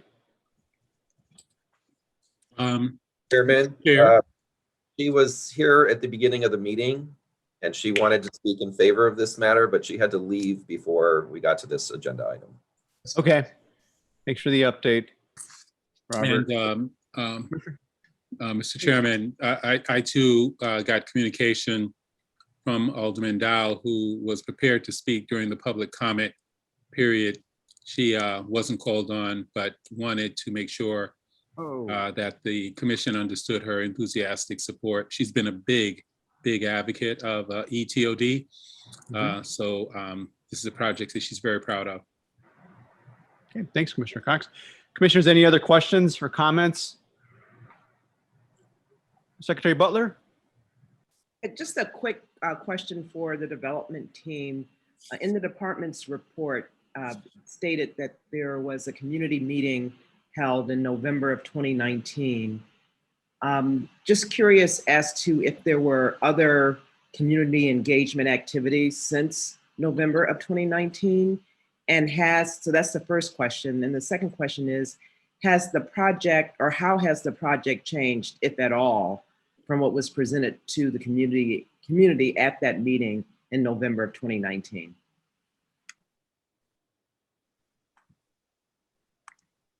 Mr. Rao? I believe, if I'm not mistaken, the question was directed to the development team, and I would like to ask members of the development team, Phil Beckman and Saldana, to address the question if possible. Sure. This is Phil Beckman. There you go. Hi, this is Phil Beckman, and I'll go reverse. The thing that's changed about the building is got much better looking since the initial meeting with the community. We've worked with there's a new townhome development just across the street, and we've met with them and talked about what their construction concerns were. I think we did that twice. But other than that, that's been the only since that initial meeting, other than people unofficially coming to give praise or talk about it. So just to be clear, Phil, and this is Gwendolyn Hatton Butler speaking. Yes, yes. Good to hear your voice. Good to see you. Just to clarify, so kind of the 99 units, the retail, everything is pretty much as it was presented. I just need confirmation. Yes, yes. That's all the same. That's the same. That's the same. Right. And then my first question is, were there other community engagement activities, following the November 2019? No, we haven't had any official since then. Any unofficial? A lot of unofficial. Okay. A lot of unofficial in every restaurant and coffee shop and place you can imagine. So yes. Great, thank you. Commissioners, any other questions or comments? I did want to add something. I think I brought it up in the past before, is that, this development team is, in my estimation, 85% spot on, reflective definitely of the city. I think having BOA Construction, definitely a rising star in construction, is fantastic. McHugh JVing with them, but BOA being the lead is solid. Again, it's always on the professional services side that I give my critique, and Landon Baker should not be on these projects, particularly because they're in African-American communities and Latino communities 25, 30 years ago. And since that time, Landon Baker has had minority communities on lockdown in terms of all affordable housing. And apparently they seem to be the only affordable housing architects in Chicago doing these projects, which has been disappointing because they've never come up to CDC for TIF funding with a joint venture with a minority architectural firm. And it's one of those instances where they aren't designing an airport, but yet again, you have the winning designing team at the airport, at O'Hare, who's never designed an airport, given an opportunity to design the airport redevelopment project area. And yet, in our affordable housing marketplace, there's still Landon Bone Baker as the architect of choice to build affordable housing in our communities. And so that is something that definitely needs to be put to a test. We know of dozens of African-American and Hispanic architectural firms, growing firms that can do this. It's affordable housing. Again, you're not building an airport, you're building affordable housing. And somehow Landon Bone Baker seems to get the lock to continue for them. So I know if they were to do a joint venture, obviously they need to share the revenue, but trust me, there won't be any tag days for Landon Bone Baker anytime soon.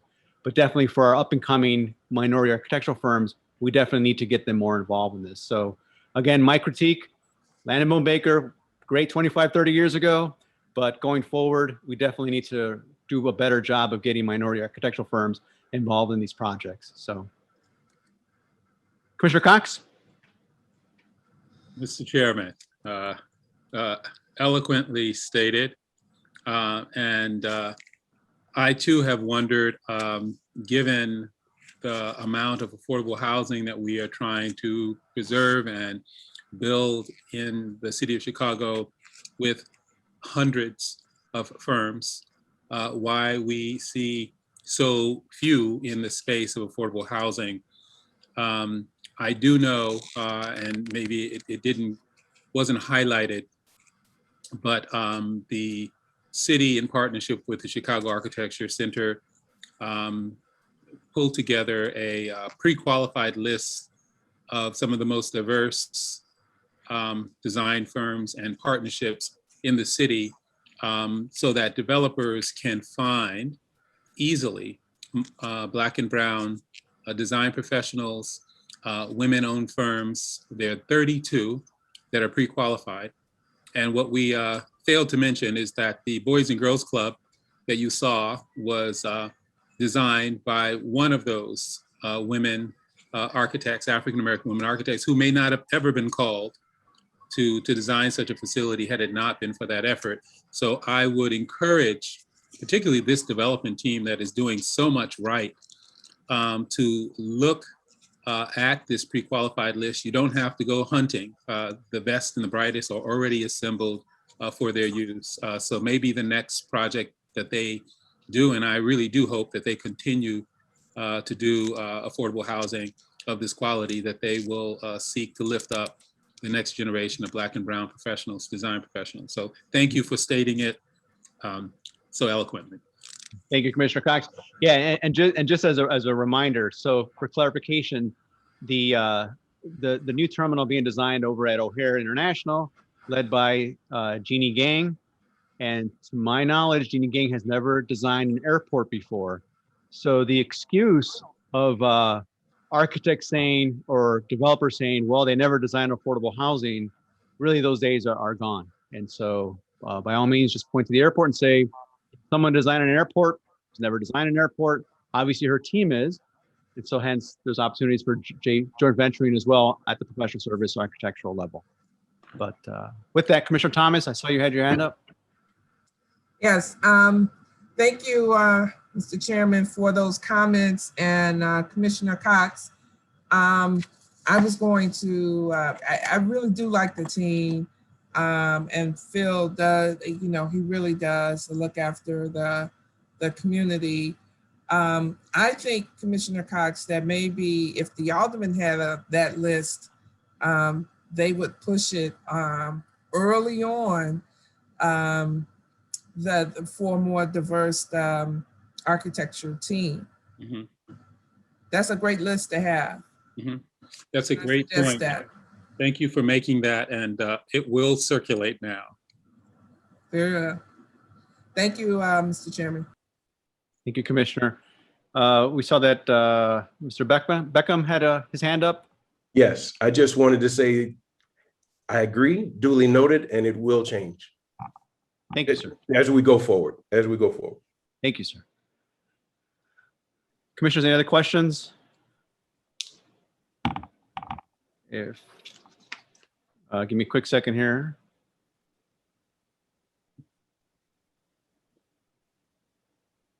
Okay.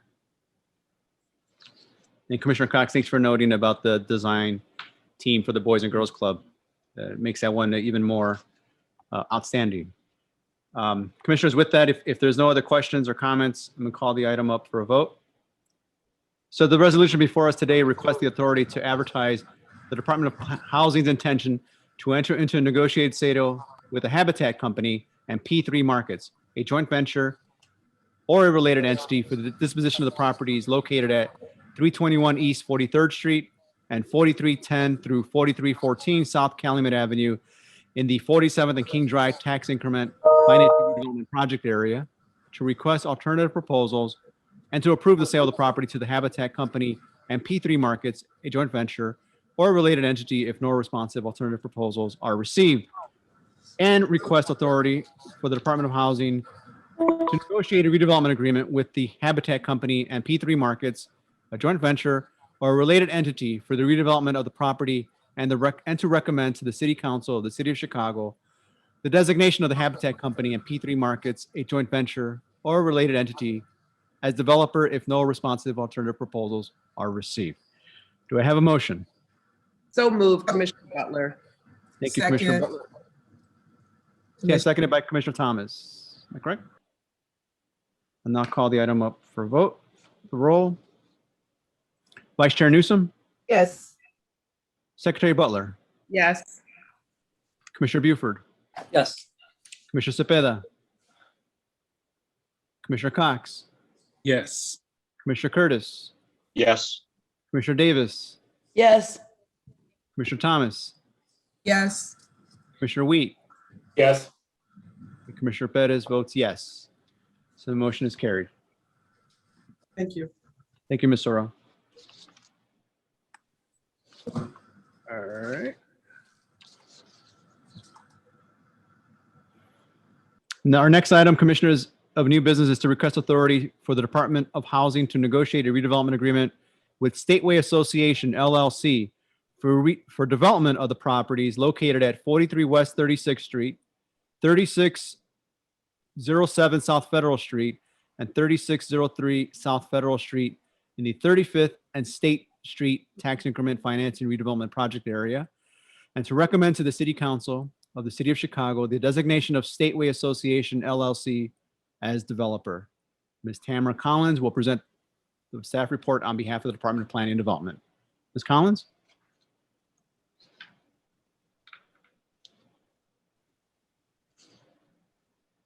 When you're ready. I am. Thank you very much. Good afternoon, Mr. Chairman and members of the commission. For the record, my name is Tamara Collins, Deputy Commissioner for the Department of Housing's Bureau of Housing Development.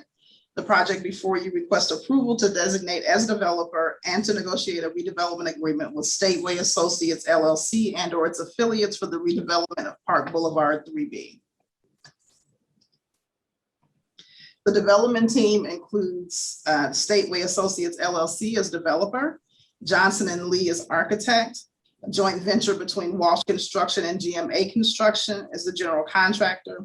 The attorney is Applegate Thorne Thompson, and the financial consultant is Lightingale. On the call with me today is the developer, James Miller, and the financial consultant, Virginia Pace. Park Boulevard is a planned mixed income community created through the Chicago Housing Authority's Plan for Transformation. The development is zoned as a planned development known as PD 897, located in the 35th and State TIF District, and is situated on a site formerly known as Stateway Gardens, which was once one of CHA's largest developments containing over 1,600 units, 8 gallery high-rise buildings along the South State Street corridor. The site is within the Chicago's Bronzeville community and encompasses about 34 acres of land, which is generally bound by 35th on the north, 39th Street on the south, State Street on the east, and the Chicago, Rock Island, and Pacific Railroad on the west. The land comprising the project site is owned by CHA. Since 2005, there have been a total of 4 phases of Park Boulevard completed. Phase 1A was constructed in 2005 with 80 rental units. Phase 1B was completed in 2009. It also has 159 units of mixed income development, including for sale, rental, and CHA units, as well as retail space. Phase 2A was completed in 2012 with 128 units of housing, and Phase 2B was completed in 2015 with 108 rental units and retail space. To date, 475 units and 16,000 square feet of commercial space has been constructed between all 4 phases. There has been significant community engagement over all phases of the project. The developer meets monthly with Park Boulevard CHA Working Group, which includes representatives from CHA, residents, BPI, and the Alderman's office. The developer has the support of Alderman Dow. They have received several letters of support from the Alderman, including as recently as June 4th, 2021. Park Boulevard 3B will be the 5th phase of Park Boulevard development. The site is bounded by 36th Street on the north, 37th Street on the south, Federal Street on the west, and Dearborn on the east. The project includes the new construction of 2 buildings, one on the north end of the block and the other on the south end of the block.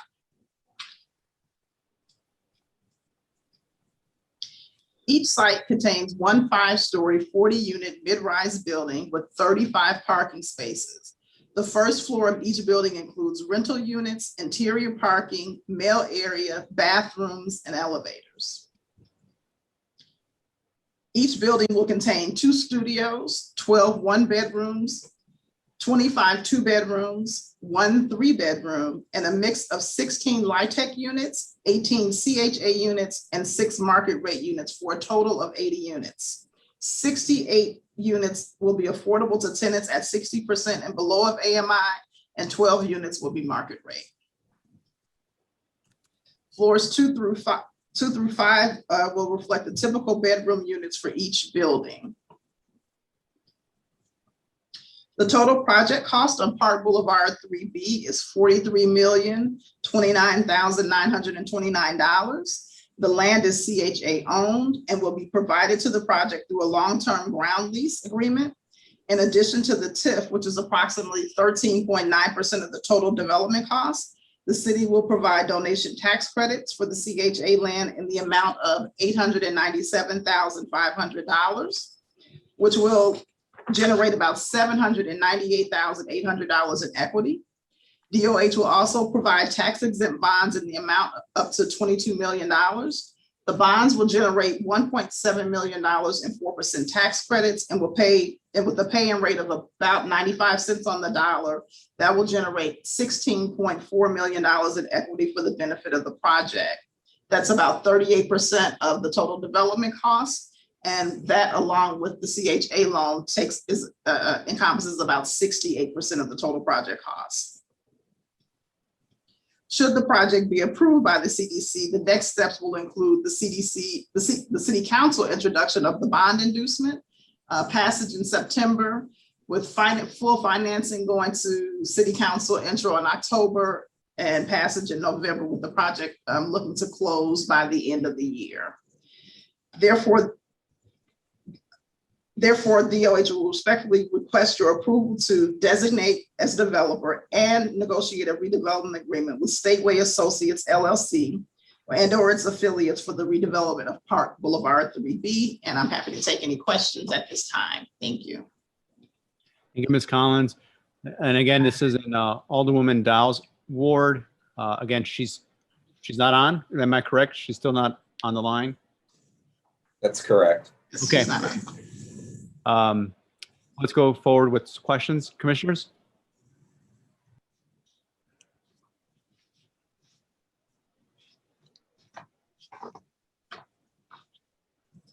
No questions. And just to confirm, we did receive a letter of support on Friday from Alderman Dow for this one as well. Thank you, Ms. Collins. Okay. Thank you, Ms. Collins. Commissioner Curtis? Yes, thank you. Can you remind me how many units are in the development? It's a total of 80 units, 40 units in 2 buildings. Thank you. And each building has 35 parking spaces. Awesome. Okay. Any other questions? mean, this is a pretty straightforward, obviously it's going to complement all the projects over there, all the development. So if there's no other questions, commissioners, I'm going to call the item up for a vote. So the resolution before us is to request authority for the Department of Housing to negotiate a redevelopment agreement with Stateway Associates LLC for the redevelopment of the property located at 43 West 36th Street, 3607 South Federal Street, and 3603 South Federal Street in the 35th and State Street tax increment financing redevelopment project area, and to recommend to the City Council of the City of Chicago the designation of Stateway Associates LLC as developers. Do I have a motion? So move, Mr. Chair. We have a motion by Vice Chair Newsom. Do I have a second? Seconded by Commissioner Cox. Seconded by Commissioner Cox. Commissioners, I'll now call the roll. Please signify either yes, no, or abstain. Vice Chair Newsom, Yes. Secretary Butler, Yes. Commissioner Buford, Yes. Commissioner Cepeda, Commissioner Cox, Yes. Commissioner Curtis, Yes. Commissioner Davis, He's on mute. Commissioner Thomas, Yes. Commissioner Wheat, Yes. Commissioner Fedez votes yes. Commissioner Davis?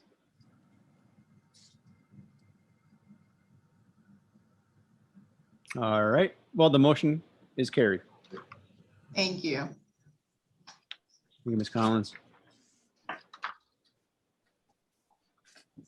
Okay, thank you for sticking with us, commissioners. We're almost at the end.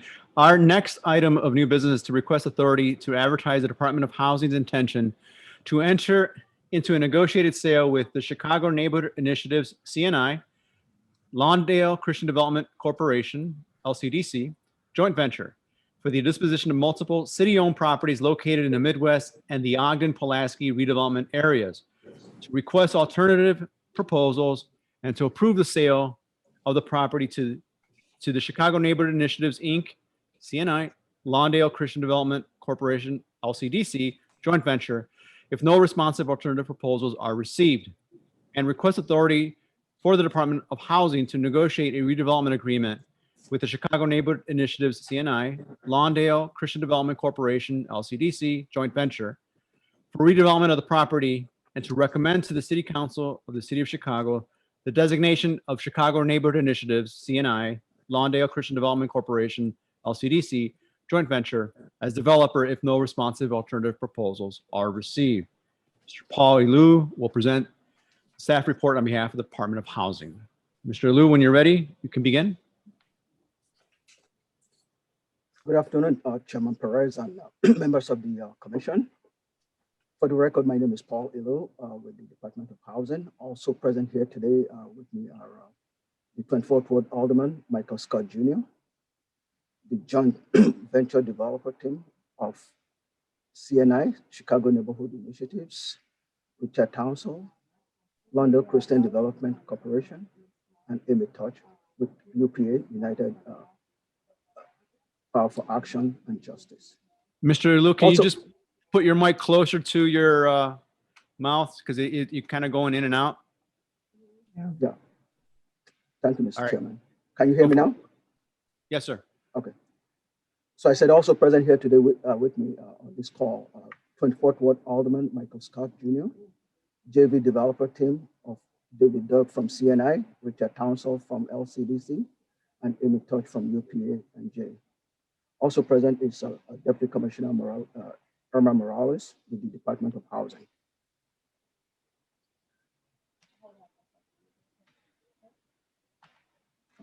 Am I stuck? I'm trying to advance my slide here. I think, this is not. One moment, please, Commissioner. Yeah, let's go. Let's move on now. See your slide now. So, can you hear me? Yes. No? Okay, thank you. In this first slide, we are requesting your approval for the sale of 100 city-owned lots for $1 each in the Invest Southwest North London target area. This target area is comprised of Roosevelt Road to the north, Cermak to the south, Albany Avenue East, and Christiana to the west. For the construction of this single-family affordable for sale housing development.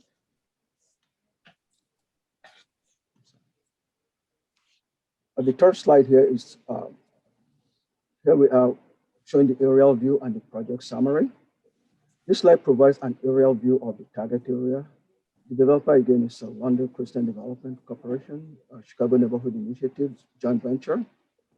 The plan entails the construction of 250 new single-family affordable sale housing development in the North London community area under the Invest Southwest 1,000 Homes Initiative.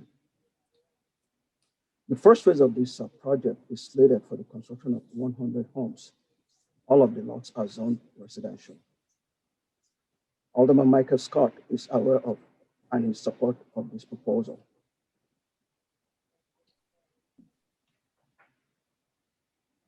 Slide 4. This slide shows the parcel summary and associated TIF districts. In this case, it is the Midwest TIF District North and the Ogden-Pulaski TIF District South.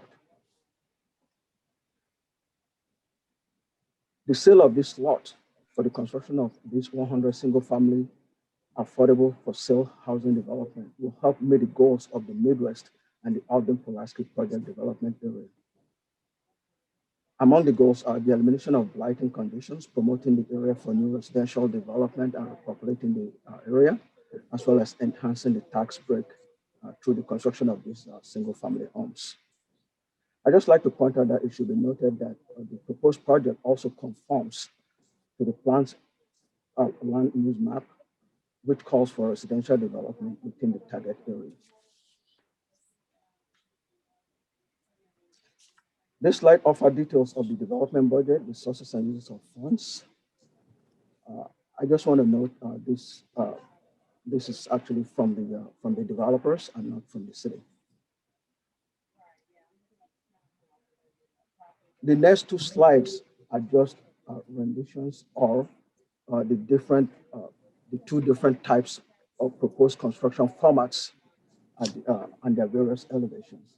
The two formats are the stick built, which is the slide 6 we are looking at right now on the screen. And the next format, building format, is the modular version, which will be constructed by Kinex. The stick built will be constructed by Breaking Grounds. This one here, in slide number 6.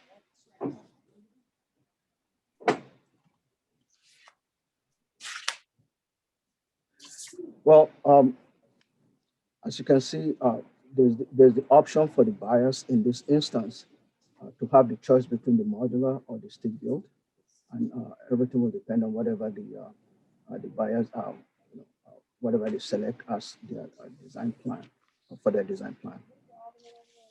The final slide here talks about the timeline. This slide provides information on the timeline. If all goes well here today, this is our schedule for moving through the legislative process and then starting the project. I just want to emphasize that, again, these are proposed plans as far as the construction formats go. These are proposed plans. So if all goes well again with the timeline, we've been through our plan commission in May, and now we're here seeking your approval for this project. The Department of Housing has thoroughly reviewed the proposed project, the qualifications of the developers, LCDC, CNI, JV, the financial structure of the project, the need for public assistance, the project's public benefits, and its conformance to the redevelopment area plan. And DOT recommends that CDC approve the sale of the designated parcels to LCDC, CNI joint venture, and UPA and J for the development of these single-family affordable homes. This concludes my formal presentation, and I look forward to, I seek your approval. Again, I do seek your approval, sorry. This mic keeps falling off my ears. And I seek your approval for this proposal. Thank you, Mr. Elu. Is Alderman Scott still on? Sir, if you're still on, floor is yours. If you want to make a statement. I am. Thank you, Commissioner. I was waiting for my project very patiently. But I again want to thank you for the opportunity to speak. This is a project that I think will be very transformative for my community. I was before you guys, I think either last month or the month before, talking about affordable housing in our community. And this is just an add-on in a little bit larger scale, actually. So, in its first phase, 100 homes in and around the Invest Southwest corridor. You can see Ogden cuts right through the middle of that. And as the commissioner talked about last time, this is a comprehensive plan around not just the economic development, but affordable housing as well, and making sure that as we make these investments, that individuals who have been here, who have been indigenous to this community, have affordable quality homes to set and take root and to continue to have this community to grow.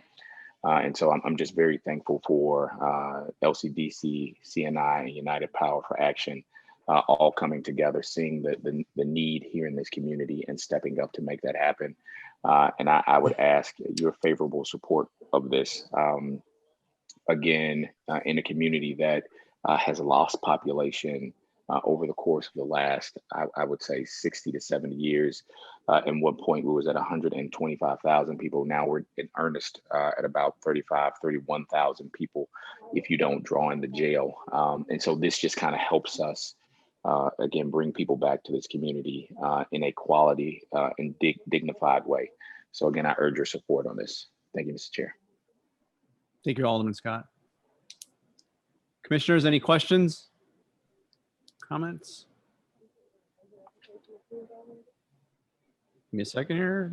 And this is All right. Commissioner Butler. Secretary Butler? Yes, so just a couple of quick questions. On the sources and uses that is included in our packets of information and what was reviewed by the department, there's a $3 million closing subsidy. Can you explain what that is? Thank you, Commissioner Butler. I'm just wondering, Amy Touch from UPA, do we have you online, or David Doig from CNI? Yeah, this is David Doig from CNI. We're actually getting that subsidy from the state of Illinois through a program with IDA. Okay, and is that confirmed? Yeah, it was actually part of the state budget that was approved 2 weeks ago. Yep. All right. And then another question I have, I'm curious about the affordability given the $250,000 price point for the first 100 homes. Can someone speak to that? Sure. Is there what's the question? Well, the question is specifically, what AMI is a home in this market or submarket, or these submarkets targeting at a $250,000 price point? And is that considered affordable in these submarkets where the first 100 homes will be built? So the reason that we have the subsidy is we're trying to bring the $250,000 price point down to, about a $30,000 per house subsidy. So it would be in the range of $220,000. And then if IDA or a bank such as Chase offers an additional subsidy of $10,000, we've even got Lawndale Christian Health Center and Sinai Hospital and other employers that are also doing a subsidy. So we're trying to get the home down to around the 200 to 210 phase price point, which would be, extremely affordable for folks that are currently paying this amount of money for rent. If you're paying $1,200 a month for rent, you can afford to buy this home.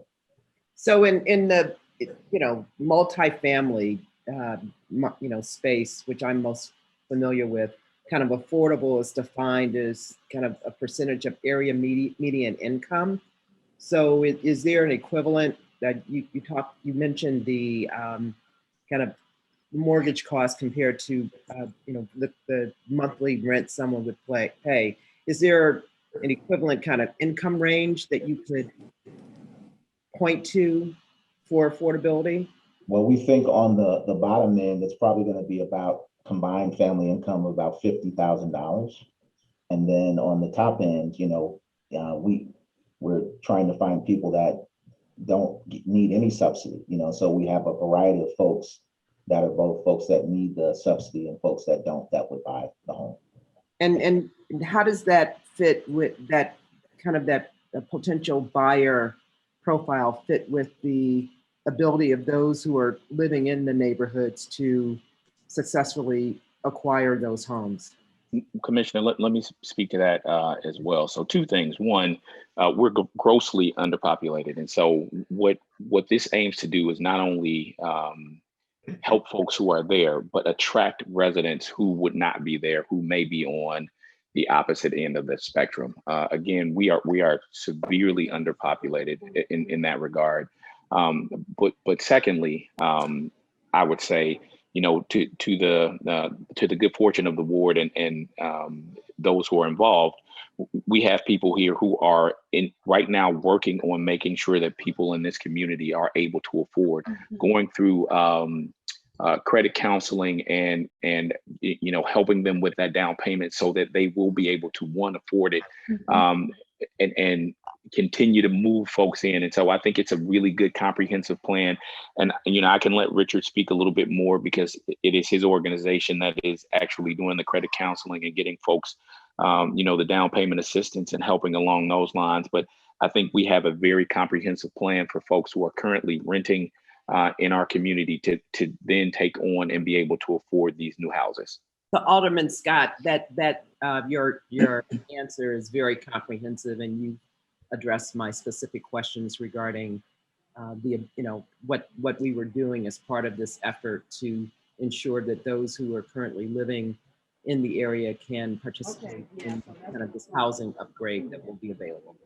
Thank you. Well, I just want to let you know, Commissioner, I appreciate that question. And anytime that, I bring anything before the commission, the first folks that I think about are the folks who are indigenous of this community. My grandparents got here in North Lawndale, about 85 years ago and took root and was not able to afford in this community their entire lives. And so they rented their entire lives. And I want to make sure that, generational wealth is being able to be passed down to folks so that they don't have to leave and jettison this community anymore, because we have quality, affordable housing that, they can live in and pass on to their children. And if they do decide to leave, that it will be some wealth that they can attribute to themselves or their families. All right. Thank you, Alderman Scott. Commissioner Cox, you had your hand up. Yes. My apologies. I'm just trying to see everybody. No, I just wanted to highlight something that the alderman has pointed out and really is to be commended for the strategy that is starting to emerge. And maybe it's not always presented as a comprehensive strategy, but I hope that the commission sees it. He mentioned that these first infill home ownership opportunities are just to the north and south of the Invest Southwest corridor of Ogden. And so on that corridor, apart from the RFP site that this commission approved us releasing, there is also a multifamily development happening on the corridor on a lot which is currently owned by the police department. So I guess when that land transaction it has to be recommended, it's going to come before this board. But that's a Grace Manor, 63 units of affordable housing. Again, I think that's East Lake Management together with Pastor Hunter and designed by a renowned Chicago Latino architect, Juan Moreno. So you put the Invest Southwest opportunity site, that affordable housing the United Powers infill housing strategy. And you can begin to see how North Lawndale will be repopulated in ways that complement each other. So this strategy is a piece of the larger puzzle that is starting to come into focus. And I certainly hope that we can support this effort. Thanks, Commissioner Cox. Vice Chair Newsom? A couple of points of clarification, Mr. Chairman. In our write-up, as far as the environmental conditions are concerned, it states that the city was providing the joint venture with 100 lots that were ready for development. Yet we have AIS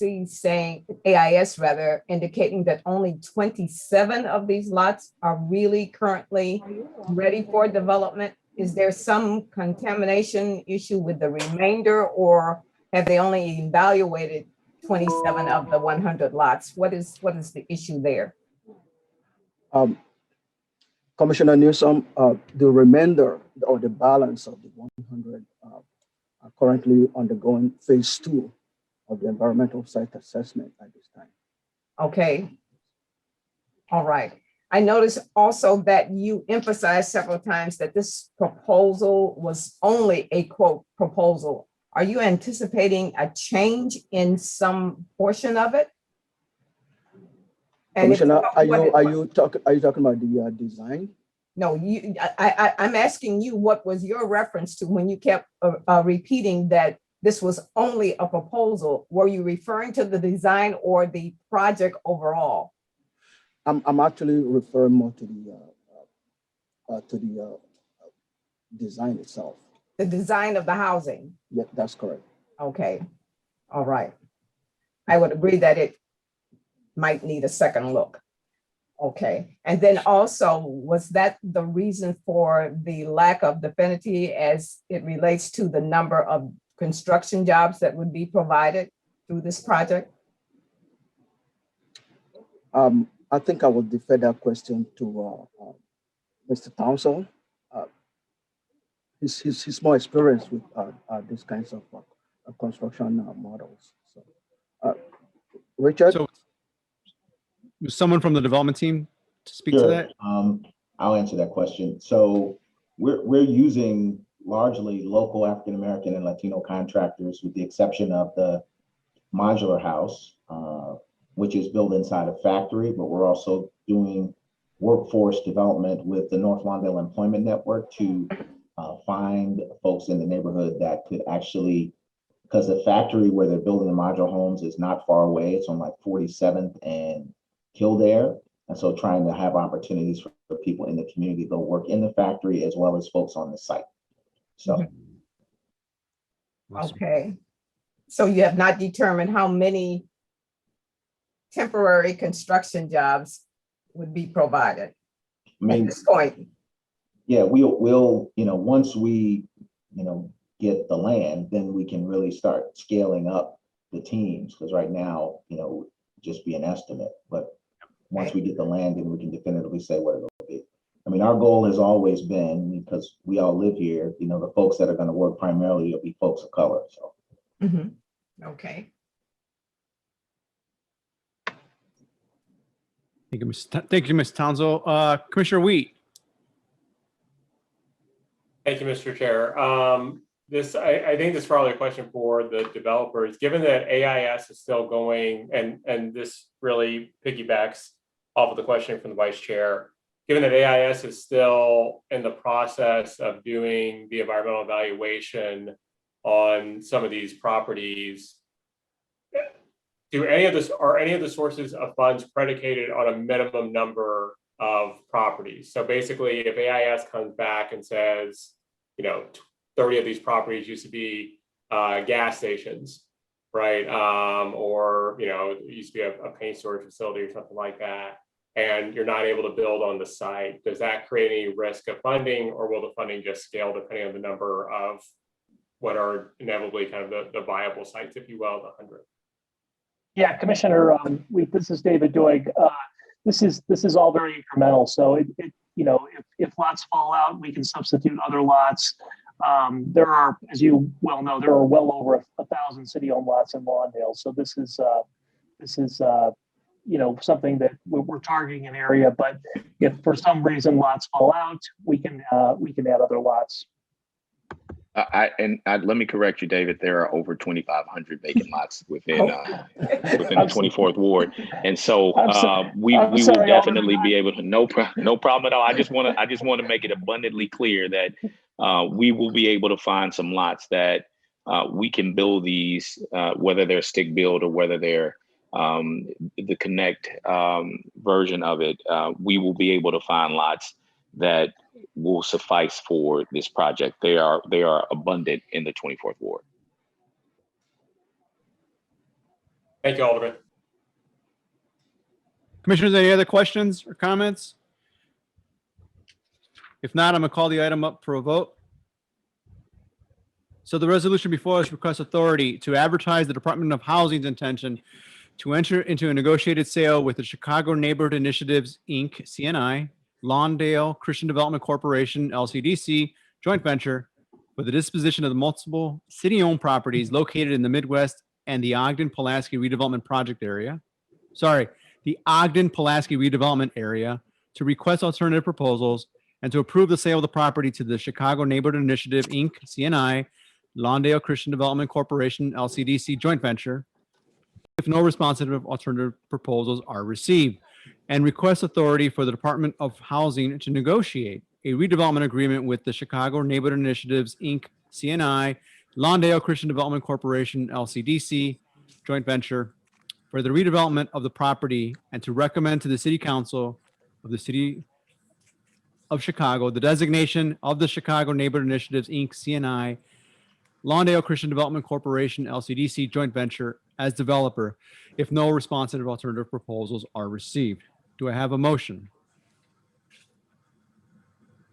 Move, Mr. Chair. We have a chair by Vice Chair Newsom. Do I have a second? Second, Thomas. Seconded by Commissioner Thomas.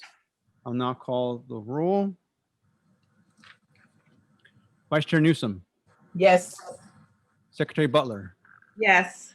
Commissioner Buford, Yes. Commissioner Cepeda, Commissioner Cox, Yes. Commissioner Curtis, Yes. Commissioner Davis, Commissioner Thomas, Yes. Commissioner Wheat, Yes. Commissioner Perez votes yes, and the motion is carried. Thank you very much, commissioners. Thank you, Mr. Liu. We're almost to the end here, commissioners. Our final item of new business is to request authority for the Department of Housing to negotiate a redevelopment agreement with Oakwood Shores 3-1 owner LLC for the redevelopment of the project, for the redevelopment of the property located at 616 through 630 East Pershing Road in the Madden Wells Tax Increment Financing Redevelopment Project area, and to recommend to the City Council of the City of Chicago the designation of Oakwood Shores 3-1 owner LLC as developer. Ms. Cara Breams will present the staff report on behalf of the Department of Housing. Ms. Breams, when you're ready, you can proceed. Okay, great. Good afternoon, Chairman Perez, and I'm assuming you can see my screen. Yes. Great, thanks. My name is Cara Breams. I'm a financial planning analyst in the Department of Housing's Multifamily Finance Division, and I'm joined this afternoon by Kamina Brooks, who is Senior Project Manager at the Community Builders, who is the developer for the project. I'm here today to request authority for the Department of Housing to negotiate a redevelopment agreement with Oakwood Shores 3-1 owner LLC to build a 51-unit development on 2 sites located at 552 to 564 East 38th Street and 616 to 630 East Pershing, which is the purple site. The developer is requesting $2 million in TIF assistance for this $21.9 million project, which kicks off phase 3 of Oakwood Shores, which is the CHA mixed income redevelopment of the former Madden Wells housing development. And I share this map in addition to locating the sites to show that the Madden Wells TIF district is shaded green here. And you can see that the Pershing site lies within the TIF district. The 38th Street site does not. The project will provide 34 affordable units and a 51-unit mixed income residential building. Additional public benefits include progress towards rebuilding of the former Madden Wells public housing site, Energy Star rated and ETOD, equitable transit oriented development that will include, among other things, an electric vehicle charging station, 3 to 5 new jobs on site, primarily in management and maintenance, and approximately 120 temporary construction jobs. The developer will meet or exceed the city's MBE, WBE, and city residency requirements. They have already committed to hiring an MBE general contractor. The project conforms to the goals and objectives of the Madden Wells TIF, which was designated in 2002, actually primarily to support the coordinated redevelopment of the former Madden Wells CHA development. Specifically, the project meets the following objectives that will create an environment that stimulates private investment in the project area, will strengthen the economic well-being of the project area by returning vacant and underutilized properties to the tax rolls, and will support the development of new mixed income and mixed density housing, including rental units for market, affordable, and low and very low income households. Alderman King has supported the project and provided a letter of support. The Oakwood Shores master plan was drafted in 2000 and updated in 2018. Community engagement wise, these 2018 updates incorporated extensive community input, which were collected over 9 community meetings. And then finally, the CHA working group for this site consists of representatives of the CHA, the Park District, Quad Communities Development Corporation, the Community Builders, and Center for New Horizons, and they meet monthly to review projects that are happening as part of the Oakwood Shores development and to review developments such as this one. The site is located in a mixed area, which is defined actually primarily by the Oakwood Shores development, of which these sites will be a part. So this slide shows the 2 sites, both highlighted in red, and other sites highlighted in various shades that represent the developments that have been built to date. And those include almost 900 units, 842 rental units, and 74 for sale units. The site lies in the Pershing site is actually in the Oakland community area, and the 38th Street site is in the Douglas community area. The development is situated approximately 4 miles south of the loop, and it now features a Mariano's, relatively new Mariano's, a health center, Mercy Medical, new elementary and charter and high schools, and 2 Chicago Park District field houses, one of which at Mandrake Park is new. Oakwood Shores 3.1 would be the 9th project funded and constructed as part of Oakwood Shores and would kick off phase 3, which with the final phase 4 will complete the development and create an additional 830 rental and 175 for sale units. Together, these 2 buildings will include 34 affordable units, of which 13 will be affordable to households at 30% AMI, 21 at 60% AMI, and also 17 market rate units. CHA rental subsidies will support 19 units, which enable targeting to households at the 30% and potentially 15% levels. The bedroom mix will consist of 12 1-bedroom, 24 2-bedroom, and 15 3-bedroom. This is nice. We don't typically see buildings with this number of larger bedroom sizes. So we're pleased about that. The development will include 34 parking spaces. There are no tenant support services on site in either of these buildings, but tenants will have access to CHA's case management services provided through the Center for New Horizons at the Mandrake Park Fieldhouse, which is in walking distance. This is the elevation for the Pershing building, followed by the 38th Street building. Both buildings are 3-story walk-ups. The exterior cladding materials include a stone base with upper stories clad in a mix of brick and fiber cement siding. The site plans for both buildings are here. There's parking behind each building. There's 18 spaces on this Pershing site and 16 spaces on this 38th Street site. The 38th Street site also includes an outdoor playground at the rear, which will be shared by both buildings as well as other developments, neighboring developments. The development team, owner borrower for the project is Oakwood Shores 3-1 owner LLC, which will be controlled by a limited partner, which is to be determined. The managing member consists of the development team, which is TCB, the Community Builders, and Granite Development. Both are known to DOH and were selected by the CHA to develop Oakwood Shores in 2001. TCB has developed over 29,000 apartments in 15 states since its founding in 1964. Other local projects by TCB include shops and lofts at 47th and Cottage Grove, as well as other phases of Oakwood Shores and the South Bridge planned forward site. TCB will also provide property management for the site. The architect, Brook Architecture, is an MBE, WBE architect firm founded in 1995 with clients ranging from CPS, CHA, and U of I, and she also designed the 31st Street Harbor, which is one of my favorites. The general contract is to be determined, but TCB again has committed to hiring an MBE GC. City assistance consists solely of the $2 million that you see here in TIF funds, and it will be payable in 4 equal installments at 25%, 50%, 75% construction completion, and the final payment issued at the certificate of completion. The TIF consists of roughly 9% of the project's overall financing, which also includes a $2.5 million loan from BMO Harris, a roughly $4.9 million loan from CHA, $11.2 million in equity from 9% tax credits that are being issued by IDA. IDA will also issue the donation tax credits for the long-term lease on the land, which CHA will provide to TCB. CHA is the current owner of the land. The uses are also shown here, with the bulk of the cost, nearly 17 million, going towards the construction of the 51 units. The timeline, we hope to receive approval from the CDC today and introduce to council in June. We would then expect to close in October. Construction would begin immediately and would be complete in January of 2023, and the units would be occupied by June of that year. This concludes my presentation. Thank you for your patience and being here through the end to hear this.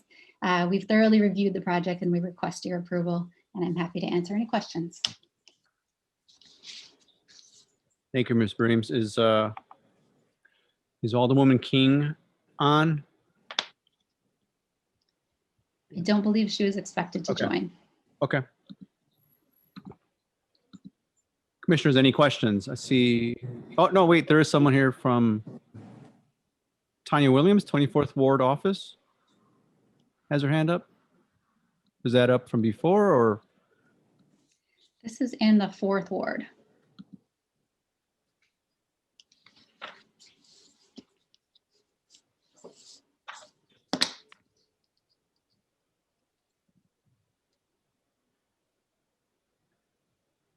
Kara, I think you mentioned before that Alderman King supports. Do you have a letter or anything? Yeah, thanks for reminding me of that.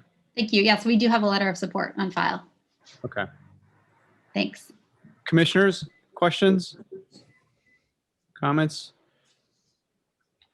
If not, can we go to Ms. Williams? Or she's just dropped off?